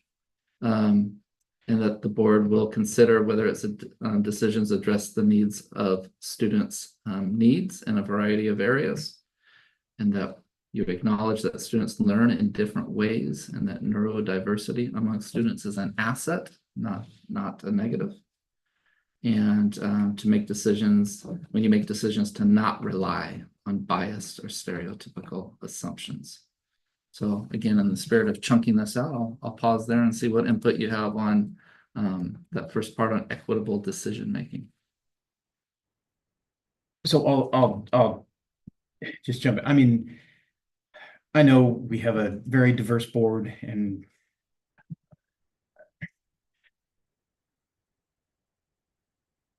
I would prefer to leave out gender identification. I'm not sure how that works in terms of equity, and there's a lot of confusion in the district and the world about that.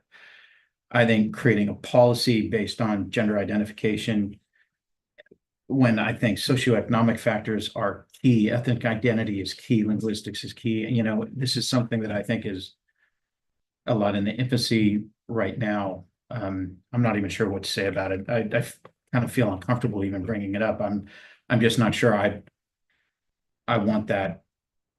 And I know it's just my one little vote, but I mean, I would prefer not to have gender identification in there. I have my own views on that. I'm sure everybody does.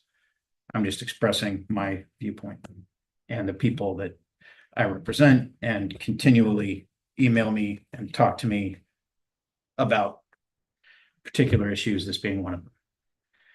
And while I'm just one person on the board, it's those people that I represent that have mentioned certain things too. So we're always encouraged to speak your truth. That's why we have these discussions. I'm trying, and I know it's, I represent people. It's not necessarily my view, but it's common, and I'm still talked about it and sent a lot of information on it. So I would personally, I agree with everything in here, and my commitment and my constituents' commitment to equity is second to none. Yet that has come up numerous times in the past, and I would not be doing my job if I didn't represent the people that voted me in and asked me to do this, or asked me to do this. Again, thanks for speaking your truth. And I would just say, like in our discussions, like the way I tried to capture that is that was part of the discussion, is that they're certainly, when we talk about marginalized groups, students that may identify differently than they're that identify differently in this area have been historically marginalized, and that's something that the board wanted to keep in mind when making decisions as a whole. But that's just me pulling from the notes and getting it in there. Lots of different information both ways. Yeah. About that. And I'm certainly, this is not the forum to, I think, you know, That group also addresses gender issues, like, for example, there's statistics. That like in a math class, that a teacher will more frequently call on boys in a math class. So that does address that desire to really see all the students. and I can certainly appreciate that. I'm not aware of that study where teachers call on boys more than girls. In math specifically. In math specifically. That, like I I said, think I'm that not was aware. one of the elements of, that we're trying to break some of these barriers where every student has a chance. And we can certainly bring that up maybe in a different way. This is leading to a different conclusion than that. In my eyes and the way I'm reading it for the people that I represent.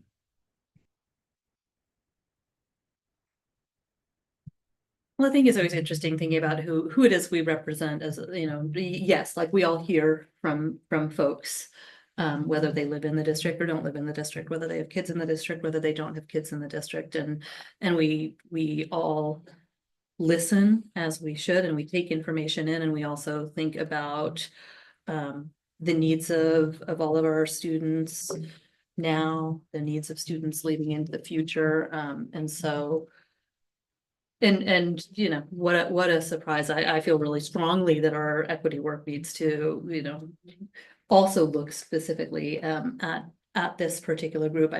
As a person who was a member of the equity task force, I heard very clearly and repeatedly that this was a group of students that we should really be mindful of when thinking about our equity work. And so I want to make sure we have a policy that honors the work of that group as well as the needs of our families. And I think this is an important one to specifically have in the policy. And it's okay if we don't agree on that, and we're, engaged in a respectful conversation, which we always do. And I appreciate, and as Scott said, it's important that we all speak our truth and get it on out there. And it's okay if we don't have perfect agreement on all of it. I agree, and thank you for sharing your voice. I'd love to hear from everybody on these things. I think it's also important to recognize the language is talking about that we're going to make decisions with deliberate awareness of the impediments facing these students.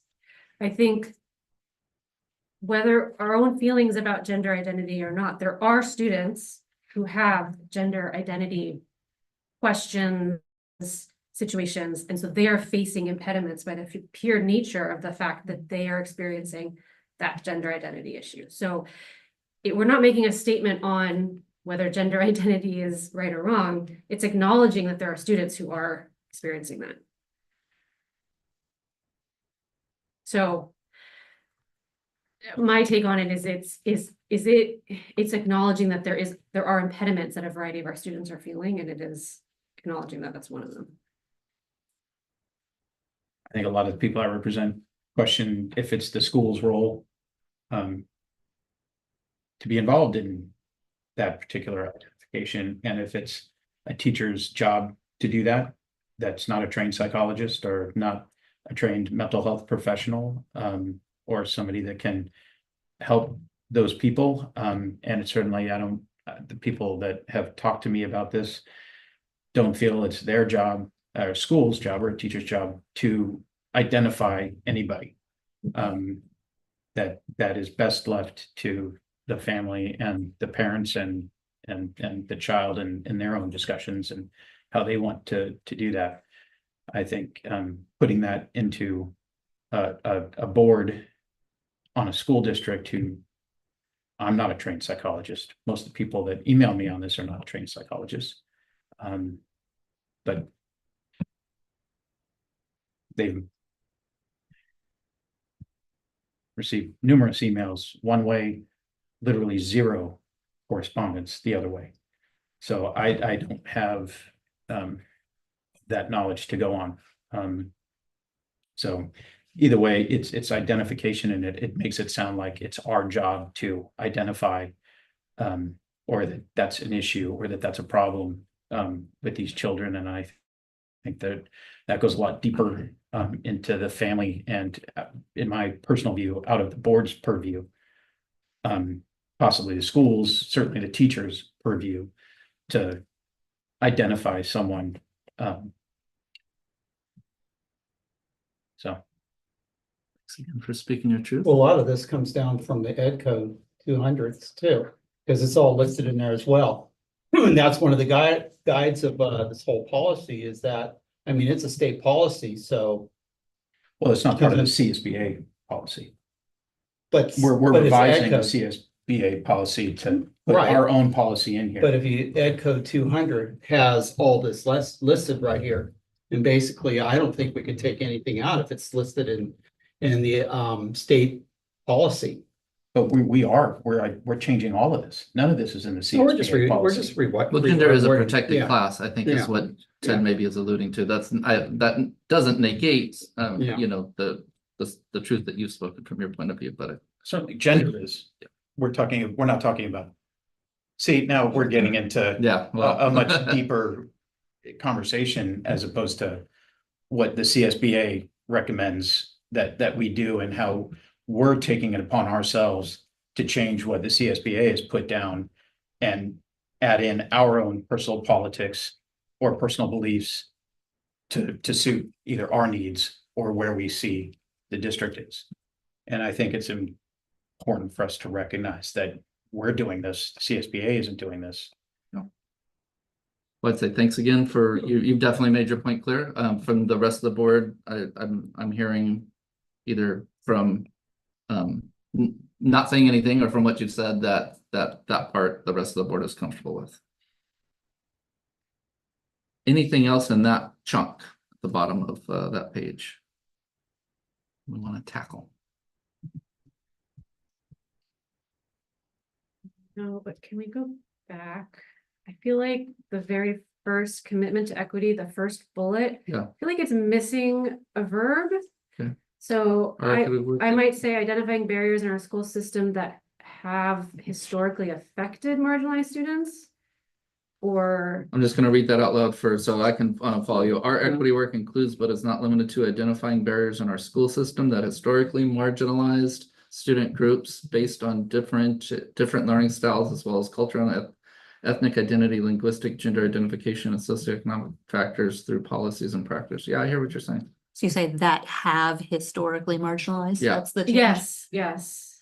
Awesome. I think that's Gotcha. clearer. Yeah, yes. You got that one, Jen? Thank you. Awesome, thank you.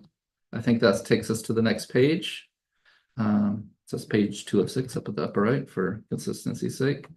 And so most of this was already in the CSB policy, and during the study sessions, the board decided to leave it with just a few changes. Of course, we always like to personalize that with the SUESD board.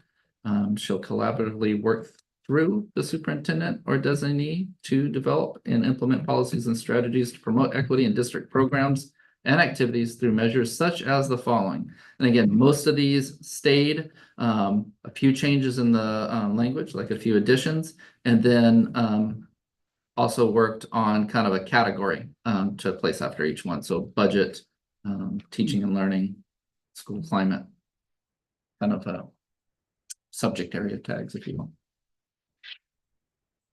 So I'll take down through number 9. Let's take that as a chunk and see if there's anything we want to dig into.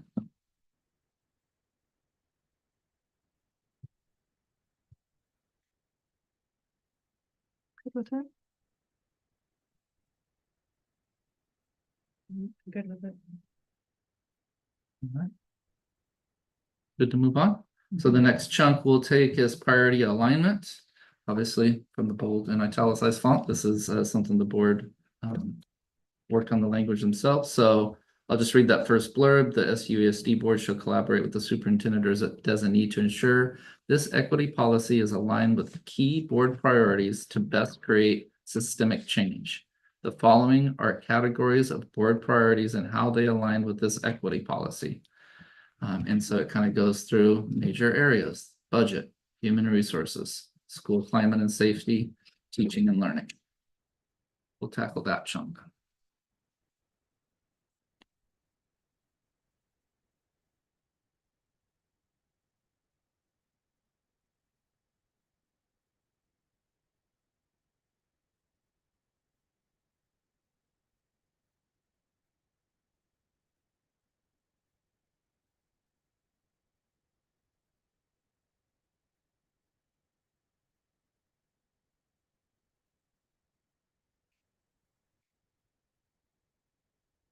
Scott, do you just mind reminding me, as even though I'm the one who went to a lot of the racial justice task Yeah, force or yeah. meetings. These 4 key categories. Mhm. Those are pretty closely lined up with the subgroups we had, right? We had let's see, we had a group like focusing on HR, Personnel, like the personnel. diversifying staff, Uh-huh. yes, and then teaching and learning, yeah, Uh-huh. curriculum, right. And then the other one was school discipline, and that would really fall into school climate. Okay. And obviously budget Budget. flows You everywhere. gotta have it everywhere, yeah, Yeah. everything Okay. takes money. I mean, it's important to me that we keep connecting this back to the For work sure. done by that group, because we had, this incredible group of people volunteering so much time and Yep. energy into creating the report, doing the work, doing the equity walks, coming up with suggestions and so, this is like, it's really important to me that what we do here and how we consider the policy is aligned with the work that they did. So even though that presentation was back in Yeah, May, I think it was, like, I want to connect it back. appreciate it. Yeah. Does it feel like it connects for you? It does. It Yeah. does. On the bullet on budget, Mhm. allocation for historically marginalized groups, do we want to be more clear on what we're saying when we say historically marginalized groups? I think you could make an argument for that one way or the other. Like, I think perhaps earlier in that first bullet under commitment to equity kind of spells it out. It couldn't hurt to spell that out again. I think that's just a preference of the board. Or maybe we say as referenced above. referenced above. Okay. I like Makes sense that. to me. Yeah. Yeah, I'm okay with that. Right, I pause long enough. The last section is on metrics.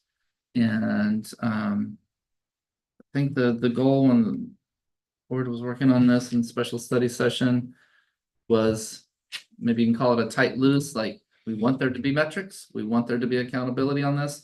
We don't want to get so far in the weeds that we spell those out, and what's, a good tool this year, binds us 3 years from now. So doing it. So definitely, in certain areas, achievement, attendance, and discipline, which aligns with what we talked about earlier. And student data being most important, and listening to staff and families, doing surveys.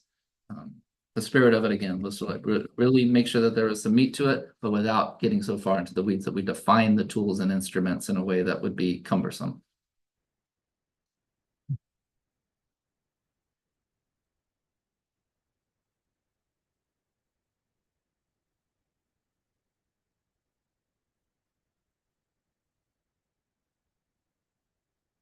I think part of our quiet is just that we've sat with this for so long. Yeah. We've had all the racial justice task force input. We, as the board, have looked at it. This is, I think, our 4th time looking at it.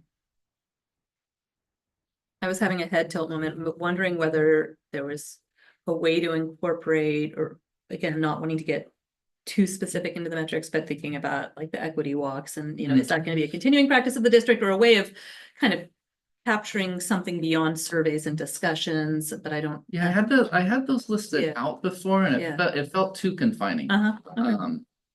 So I went back and forth.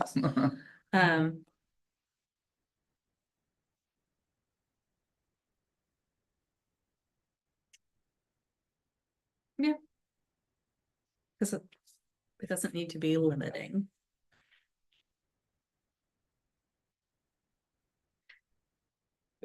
Will include, but is not limited to. No, Amanda, stop. Yeah, I think that's exactly how I had it. Really? Yeah. Stop blaring. Okay.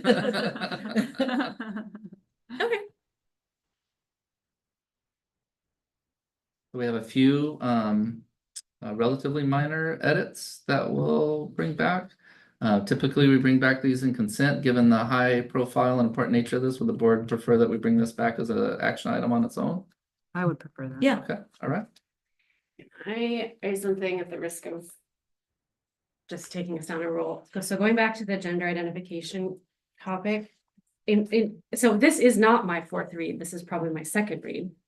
So as someone who wasn't involved in all of these things, was there discussion about it being more broad to the LGBTQ population, which includes people with gender identification, but it is broader to a population that has also been historically marginalized and faces barriers to education? I would be much more comfortable with that. So one question I'm asking is, Because that's was the there a marginalized group. discussion about that? Like, was there a discussion to actively do gender identification No, versus a that broader? this is the first time that's ever been in here. That was not in there ever before in any of my previous readings. The gender identification? No, it was not. This is the first time that's ever been in there. Somebody added that. I'll either take not in a meeting or responsibility for something. that. Like there was some of this work that had to take, from the notes and get like lots of random notes into something concise. So That if was you're, never a if you're note. looking for blame, you can blame me for that. That was never a note that I was a part of that I heard ever discussed Okay. at this table. Okay, well, I would beg to differ that the spirit of it wasn't discussed. You're right that particular phrase. The spirit of it was the LGBTQ plus, which is a marginalized group, which I totally agree with, that they've been marginalized for a long time. I think identifying that one particular thing is incendiary and a little bit of a buzzword. And I think that broadening it for Ariel's discussion would certainly encompass much more of that group that has been historically marginalized and needs our support. There was a time when ethnic identity and saying we're not going to discriminate based on that was maybe a touchstone or a buzzword or something that would arouse. So, I mean, this board's never been afraid of tackling those kind of tough things. Nobody's saying board's afraid of anything. I'm just saying that that's the first time that's ever been in here, and it was put in here without any board. You know what I discussion. think is possible that happened is that session, the last one that we had where we did the like, what color are you or what thing are you? And Robert wasn't here, we were all the same. That we talked about the equity then, so possibly it came up then. I don't know, but I think that there is merit to including the broader LGBTQ population in this. I'm not saying to do that because I think it's wrong to call out gender identification. I just think there's also broader people that we should acknowledge in that. So in my, I will do whatever the board says. So let me make that perfectly clear. I think that gets a little specific because when we say ethnic identity, we don't spell out, all the different races. And so I think, LGBTQ is like calling out something, a very specific group, but maybe it's warranted here. And gender identification is not a very specific group.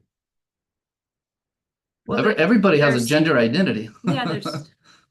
Not everybody questions. I'm just saying, I would agree with that. So the board will make decisions and think of groups that have been marginalized based on their ethnic background and on their background of gender identification. I mean, it's not saying that this is somebody who's considering a gender change or something. It's just regardless of your gender identification, the board's going to be sure that those groups You are made not the decision to marginalized. put that in. That wasn't the board that put that in. I did choose the phrase. Right. I will not. So now we're suggesting something else.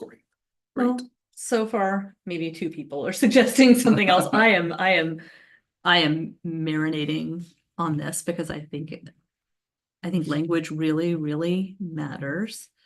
And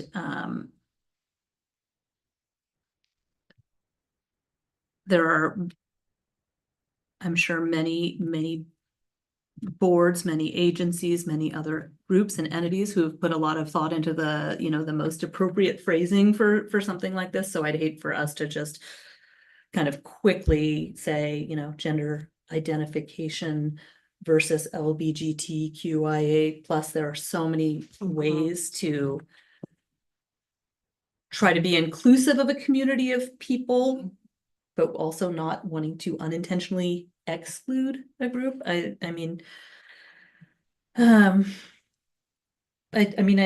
see your point that we don't want to exclude a group of people who clearly, you know, have been historically marginalized.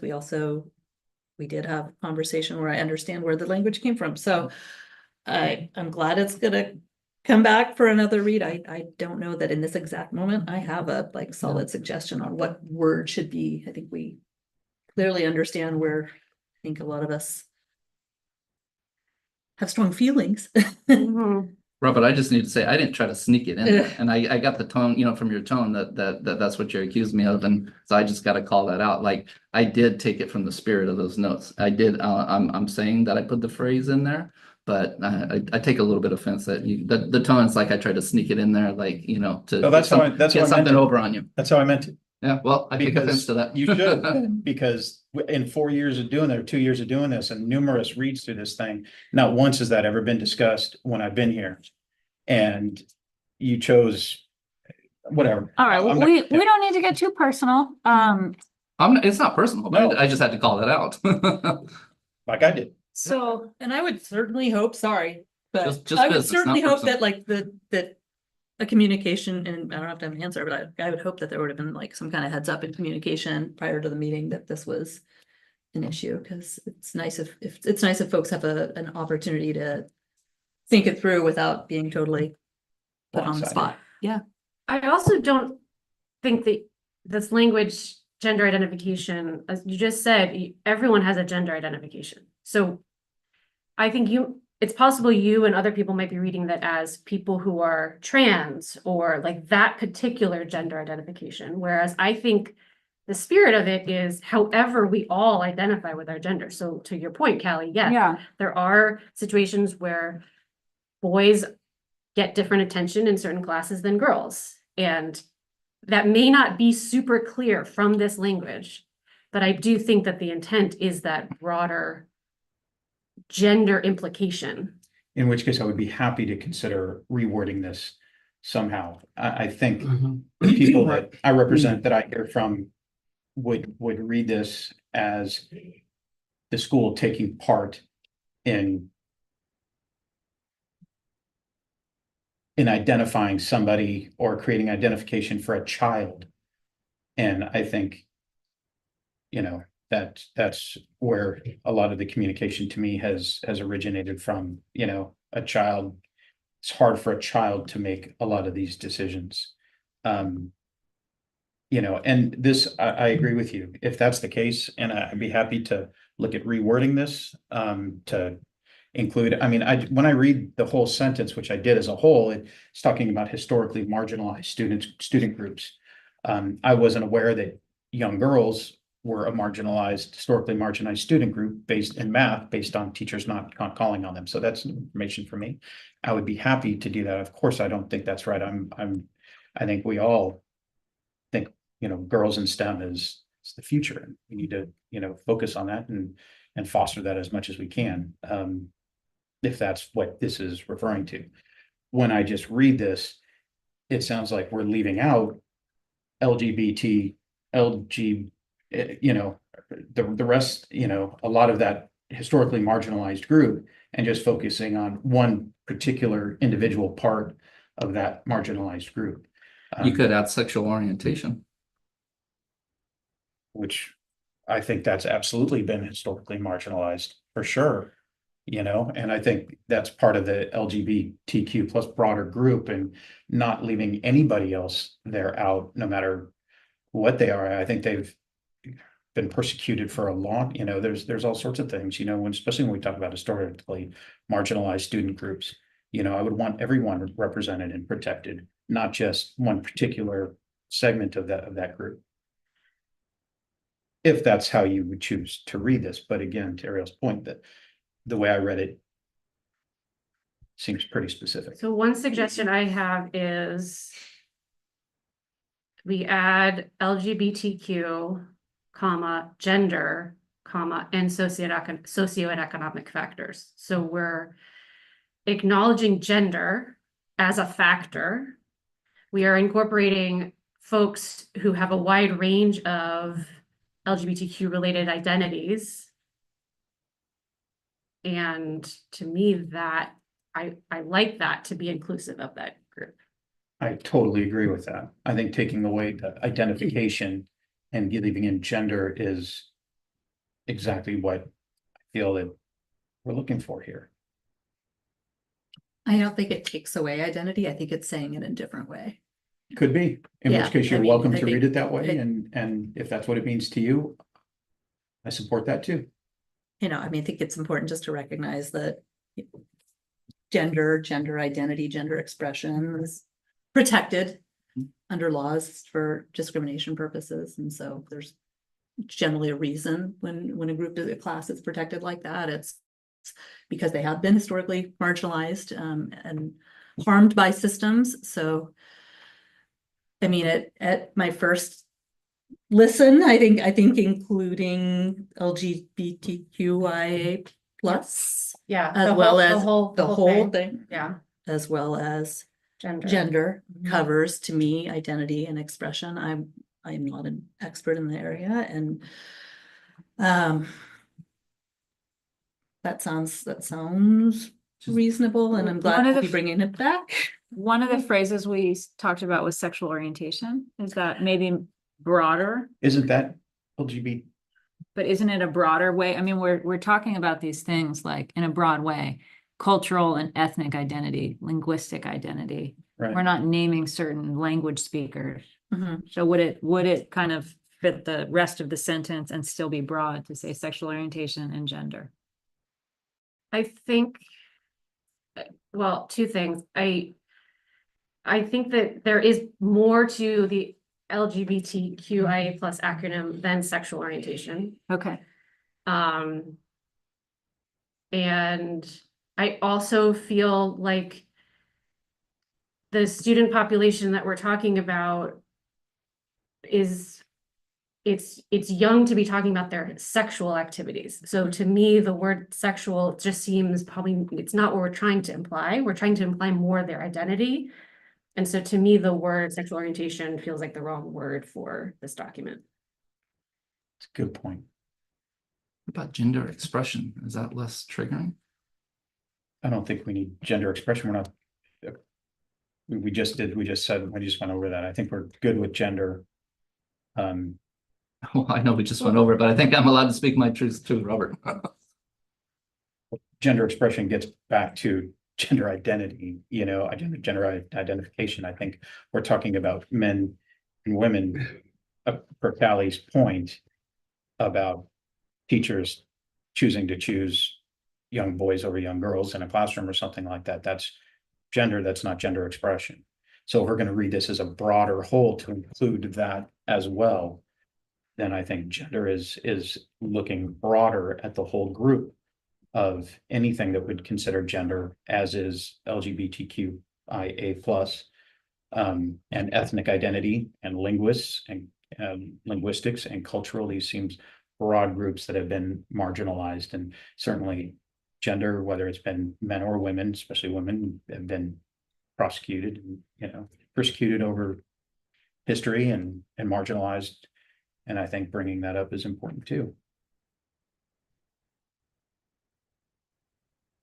Would it be reasonable if it seems like maybe we're interested in the idea of exploring the idea of including LGBTQIA plus and gender along with the others, would it make sense between meetings, to ask the superintendent or the president or both to reach out to Nicole, who is like our expert, who we engaged with for years on this, who works with dozens, many groups on equity policies, to just see if that language kind of lines up with what other people are doing. Like I'm a little interested in knowing, like, is there something we're missing here? Again,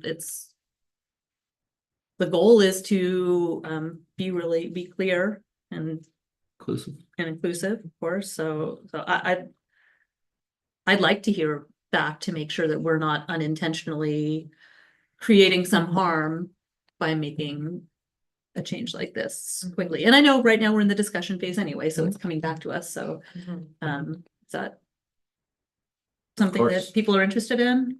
I'm very interested in that. We've spent years crafting this and reaching out and doing a lot of work. So I don't want to make a quick decision in this moment. I think touching base with Nicole sounds good. Maybe thinking amongst ourselves. Is there such a thing as a third reading? I agree with that too, but to Callie's point, we spent years working on this, Yeah. you know, and everything. Leading was- up to it, not leading this, up to it. this specific policy. Right, but we seem to have everything that was working for everybody for a very long time, you know, and now we willy-nilly just decide to introduce something. Well, I was new, and asked to that's a introduce lot that of- by a trustee, The, to put that in there specifically by one of the trustees. Oh, It wasn't in there and I was asked to put it in there. oh, So again, I'm feeling the tone and I'm gonna call it out. well, you said before that it was your decision To use that phrase. Correct, But correct. You said it was your decision to introduce that into this thing. We- You didn't not to mention introduce it, to capture it in that phrase. you didn't mention a trustee. Why don't you just rewrite it and just bring it back next meeting? Yeah. We're just going in circles. Yeah. I'm about ready to go. I am. I'm ready to walk out. This is bullshit. Just rewrite it and then it come back for another reading. Sorry, Tim. We had, we had ideas, so let's get moving and it's gonna come back again for another reading. So LGBTQIA plus, comma, gender, and then ask Nicole for her expertise. And basically what it's coming down to is that we're just not going to. I just lost the word, real easy word, is to discriminate. Basically, this is what the policy is. We're not promoting anything. We're just not going to discriminate. So that's what it comes down to. And the whole idea of like equity is everyone, Yeah. right? Like, we're not all the same. Everyone gets what they need. So the visual of the people standing with the boxes and the fences in the way and like acknowledging that some folks have different barriers and we're not doing our job if we're not seeing that. So we're just calling ourselves out to be deliberate with our decision making. But I think we have progress, but I don't know, not to add more into it, but I would like if Nicole has any suggestions, like, hey, here's kind of where we are. Is there a nuance there? Is there language that's common in this area? Right. Is that okay? Perfect. all right. Thank you for that. I know those notes were all over the place and that was hard to consolidate down.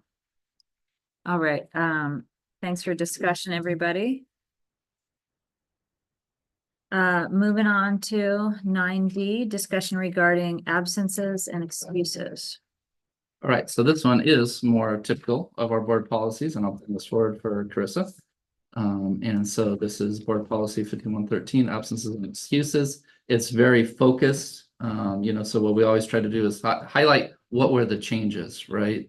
And so it's based on, these changes are based on a report called Seize the Data, using chronic absence data to drive student engagement.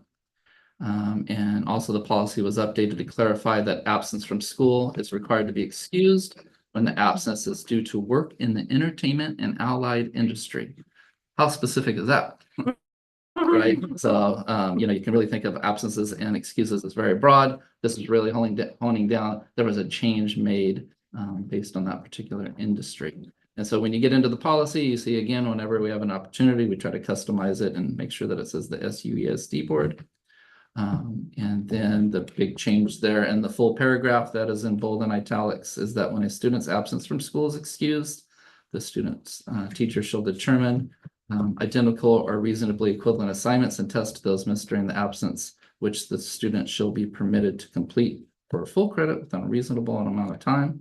And then right above that is that addition, work in the entertainment industry or allied industry can be an excused absence. Those are really the two specific changes to this policy, a very short one. All right, any discussion or questions? I had one question that I emailed Scott about, which was the religious paragraph, and the clarification was really helpful. That a student, that's my alarm to go to bed, by the way. Okay. I love that alarm. 17. I think we're just gonna power through. And then, so the clarification was that, yes, the student's absence would be excused for purpose of observing religious holiday. Examples of this could include a student who is absent, and there's a few examples. I felt like that example was really helpful because the way the paragraph, the sentence reads is, where did it go? May be considered excused subject to law and administrative regulation. It almost makes it sound like it'd be difficult to have it be excused for certain religious things. So maybe adding that sentence of an example of this could be, or even just, this does include observing a religious holiday.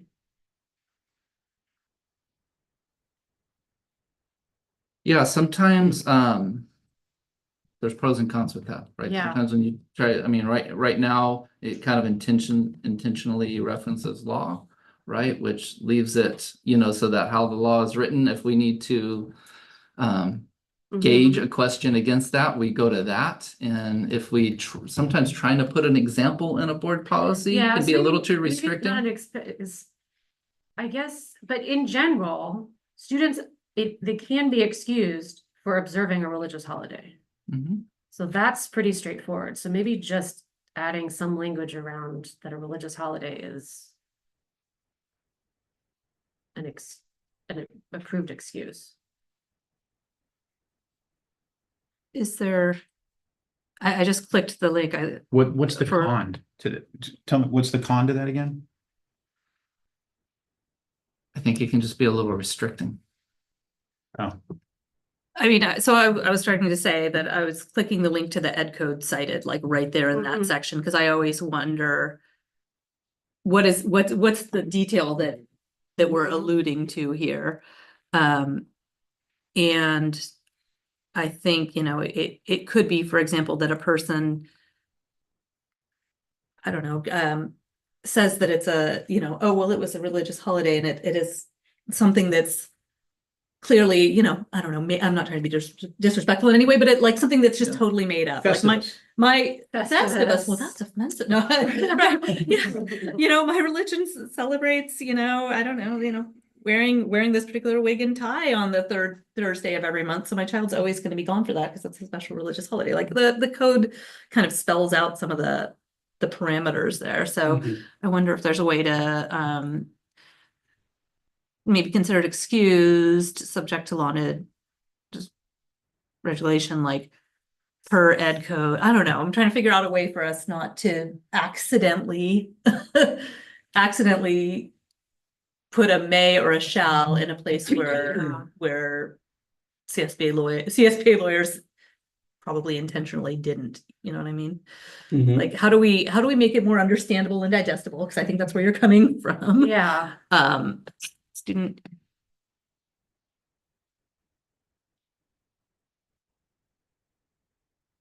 Do you think there's a difference between the word like can be considered or versus may be considered? Does may feel too like it might be? I don't. The may though is what's in the ed code. Yeah. So in the administrative regulation for this, it spells out that upon advance written request by the parent or guardian and approval by the principal or designee, justifiable personal reasons, including but not limited to, goes through some, but then observance of a holiday or ceremony of his or her religion and attendance of religious retreats. So that's again, often where the administrative regulation spells out in greater detail than the board policy, and that's intentional. Okay. Board policy, 30,000-foot view, Okay. administrative regulation, boots on the ground. Okay, that's helpful.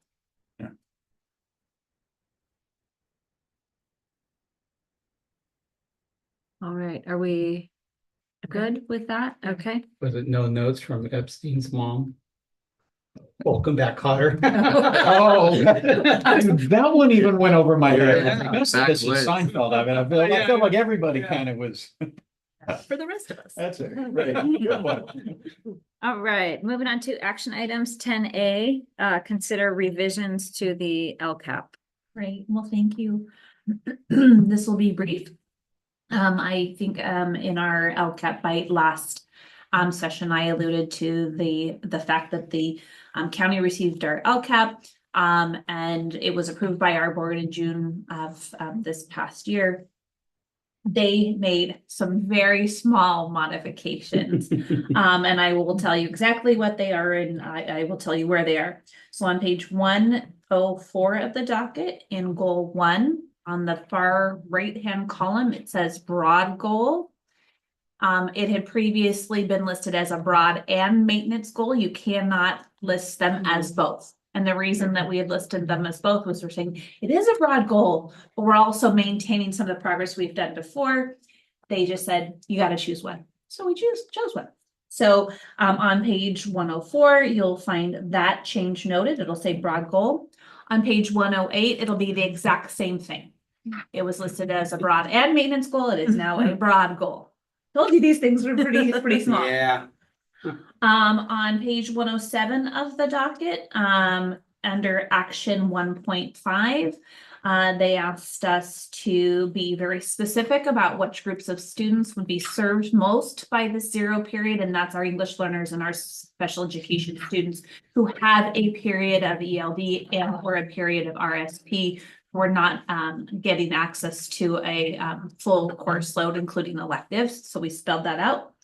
And then on page 121, action 3.2, they asked for us not to list campus supervision as a contributing item, which means because it's required by law that schools be safe, it cannot be a contributing contribution for just unduplicated students or marginalized students.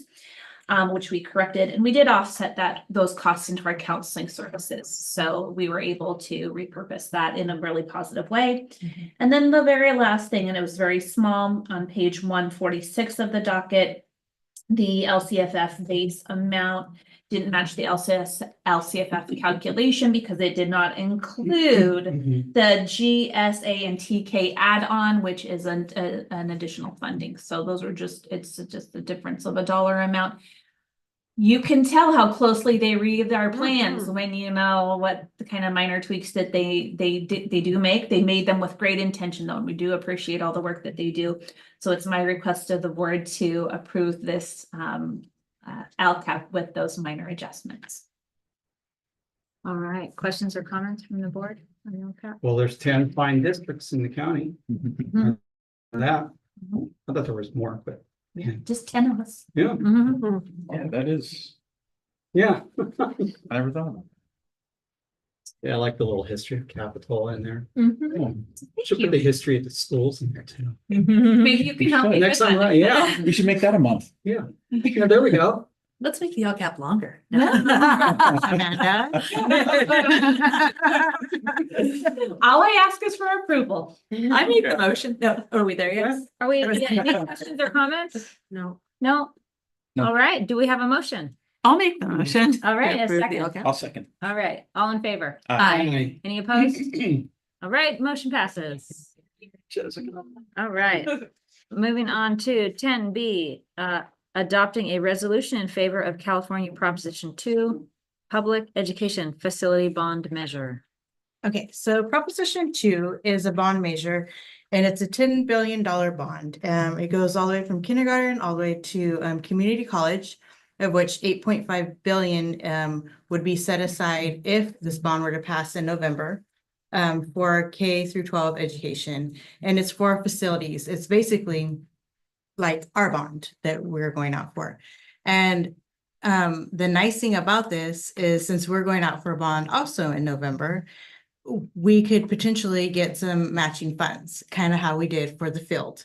So that's why for us, it'd be important to be in favor of this. So hopefully we could get some more matching funds to help us out for any other projects that we weren't able to complete with our bond. Because, we have a big list, money goes quick. We can't promise that we would qualify for the grant because there's so many districts that also apply for it at the same time. But we would definitely do our best to make sure we got in on it. Yes. Sorry, Ted. I get every reason why to do it. Mhm. I'm concerned, and help me out. if a voter is looking at a $10.5 billion bond and their property tax is going up so and so percent because of Measure 2, right? And then right after that is Measure P asking for more money for the same thing, which is definitely goes directly to us. Mhm. I mean, would a voter say, gosh, I'll do the big one and not this little one, or do you think that would get, and I'm asking all you guys, because I'm like, if we're gonna support this, it's like, okay, you guys who are paying property taxes, okay, take $200 extra a year for this and another $30 extra for this. You know, a lot of people don't want any more taxes. Yeah. Are we stretching our ask too thin? No, what do you- I don't think so. This is because since this is a statewide bond, I think it's a little bit different than Right. our bond for our county. Okay. So, Okay. yeah. Yeah. Like I said, I see every It's a reason to do state- it. yeah, I it's just state wouldn't level. want somebody to be like, gosh, tax. Yeah. You know, I don't want to do this. Yeah, this one's at the state level. So, it really wouldn't affect, our taxpayers here as much as, we would think, so. Okay. And is this just saying that we're in favor of it? Yeah. We are, Right. like, the state is gonna put There- this on this is- yeah. regardless of our. Yeah, So- yeah. Okay. It's just saying we're in favor of it. Yeah. It's something that, it's something that, is circulating around. So, a lot of, other districts and across the, state are in favor of it as well It because would make a difference, even if we weren't in favor of it. No, nobody would know. probably not. Right. Yeah, right. But yes, but it would be great because, with the money we received from the field, from our last bond, that was awesome, about 5 million. So if we can, get, some more matching funds, that would be amazing. We'd probably get everything we needed for our whole, district completed if we're able to get our bond passed and then if this were to pass as well. So that'd be great. And this resolution came, your organization, CSB, asked districts to consider putting this in the board agendas. And just for clarity, I mean, these state bonds, it's not something that shows up on individual taxpayers' bills the same way. Not that I'm But- aware Yeah, of. Yeah, no. so, Good point, yeah. Yeah. I mean, obviously, we're all Yeah. in one way or another paying our Right. fair share. Mhm. But, yeah, but boy, those matching funds have been They're amazing. incredible. And I remember when we were like, maybe someday, and like, well, we're on a list, and we worked so hard to get through the approval Feeling, I like process. And that. yeah, Yeah. and yeah, it took some time, but having that money available Is- has really yeah. opened up the field. Yeah, So, yeah, it's Mhm. amazing. it's So, important. All right, I don't have any questions. All right, this is a resolution. Do I have a motion regarding the Proposition 2? I'll make the motion to approve it. All right, a second? Second, oh, go ahead. I'll second. All right, so we'll take it to a resolution. Trustee Edmondson, Aye. trustee Dickinson, Aye. trustee Donnelly, Aye. trustee Jackson Miller. Aye. Trustee Gray. Aye. All right, motion passes. 10C, consider nominating to the California School Board Association Directors at Large Hispanic and Asian Pacific Islander.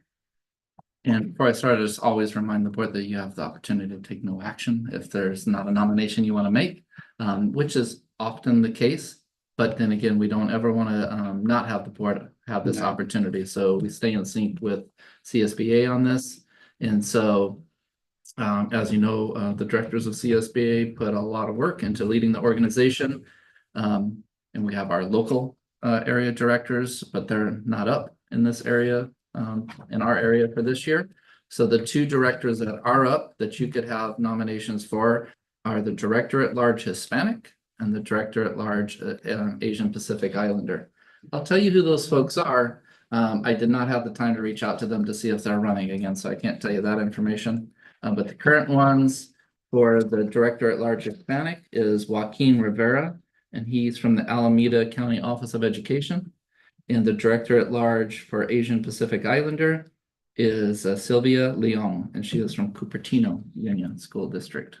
So that's who's in those seats, not just for your information. And the board wanted to make a nomination for somebody, they could, and there's a form there that we can get filled out afterwards. Or of course, if you don't have a nomination, that's okay too. Are we being asked to approve those particular nominations? No, I just giving you that for Yeah, information. Okay. Yeah. Okay. Yeah, they may be on the ballot when it comes back around, so. Yeah. No, vote for 'em. Yeah, Okay, you want to do it? Or it's gonna die of lack of motion, right? yeah, I don't have a Yeah, nomination I don't either, yeah. to make. I don't know either of them, so I'm not sure if they're putting their hat in the ring, but I figure if they're interested, their own districts or someone Sure. who's in the know will nominate Mhm. them, so it'll get handled, but I don't have a nomination to bring forward, like on behalf of this board. All right, I don't I'm the either. same. Same here. So it sounds like we are not acting upon that. All right. So, if you have any correspondence, you can always communicate that. Future agenda items, feel free to write to Scott or I. Is there a motion to adjourn? I'll make the motion to adjourn. All right, a second. I'll second it. Okay, all in favor? Aye. Any opposed? Sticking it out. All right. Yeah, thank you. Thanks, everybody.